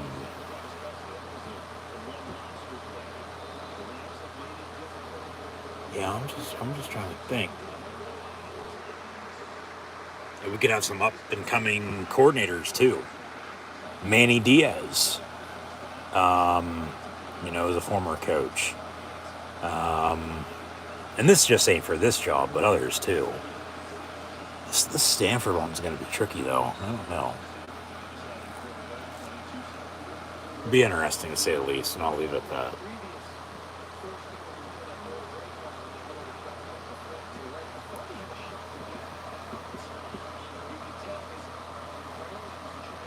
Yeah, they might hire some no-name or some up-and-coming coordinator, up-and-coming coach, from a smaller school. They might be going back through growing pains. But, they've had a couple, 3-4 only win seasons the past couple years anyway. So, still a good job, but they just haven't been there recently. 4th and 2 on the incompletion, so Kansas City going to have to kick it down to halftime here.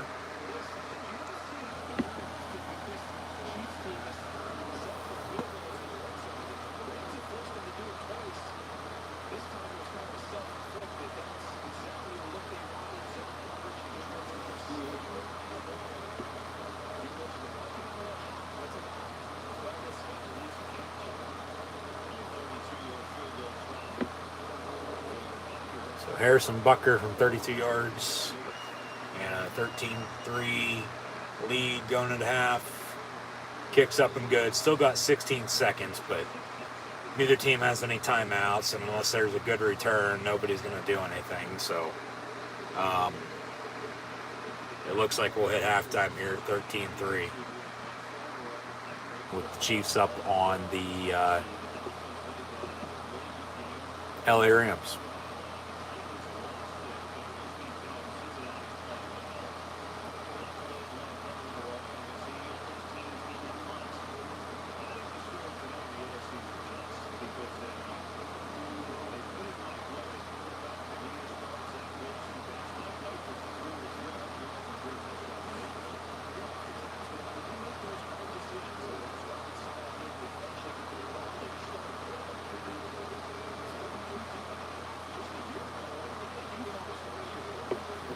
Like, they talk about quarterbacks. That's the thing. Like, the Rams have Stafford, but they don't have any good backups. Like, John Wolford ain't that great. And neither is this Bryce Perkins kid. Bucker on the kickoff, but we'll see what happens the second half. I'll update you later on with who wins it. But be sure to tune back in for Sunday night, Monday Night Football live watch along reactions. Live right here on YouTube. Rams get out to about the 22-yard line. Got 10 seconds, but they'll probably take a knee. And we'll hit halftime at 13-3 with the Chiefs up on the Rams. But see what they do here real quick, and then we'll go from there. But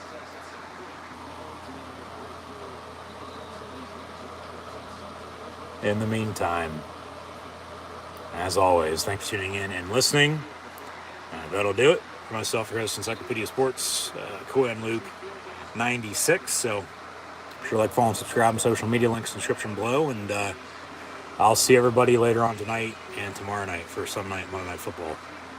Live watch along reactions with the Packers and Eagles and Steelers and Colts respectively. But following Thursday's games, the 1 o'clock games today, and 4 o'clock games here at halftime now, early third quarter.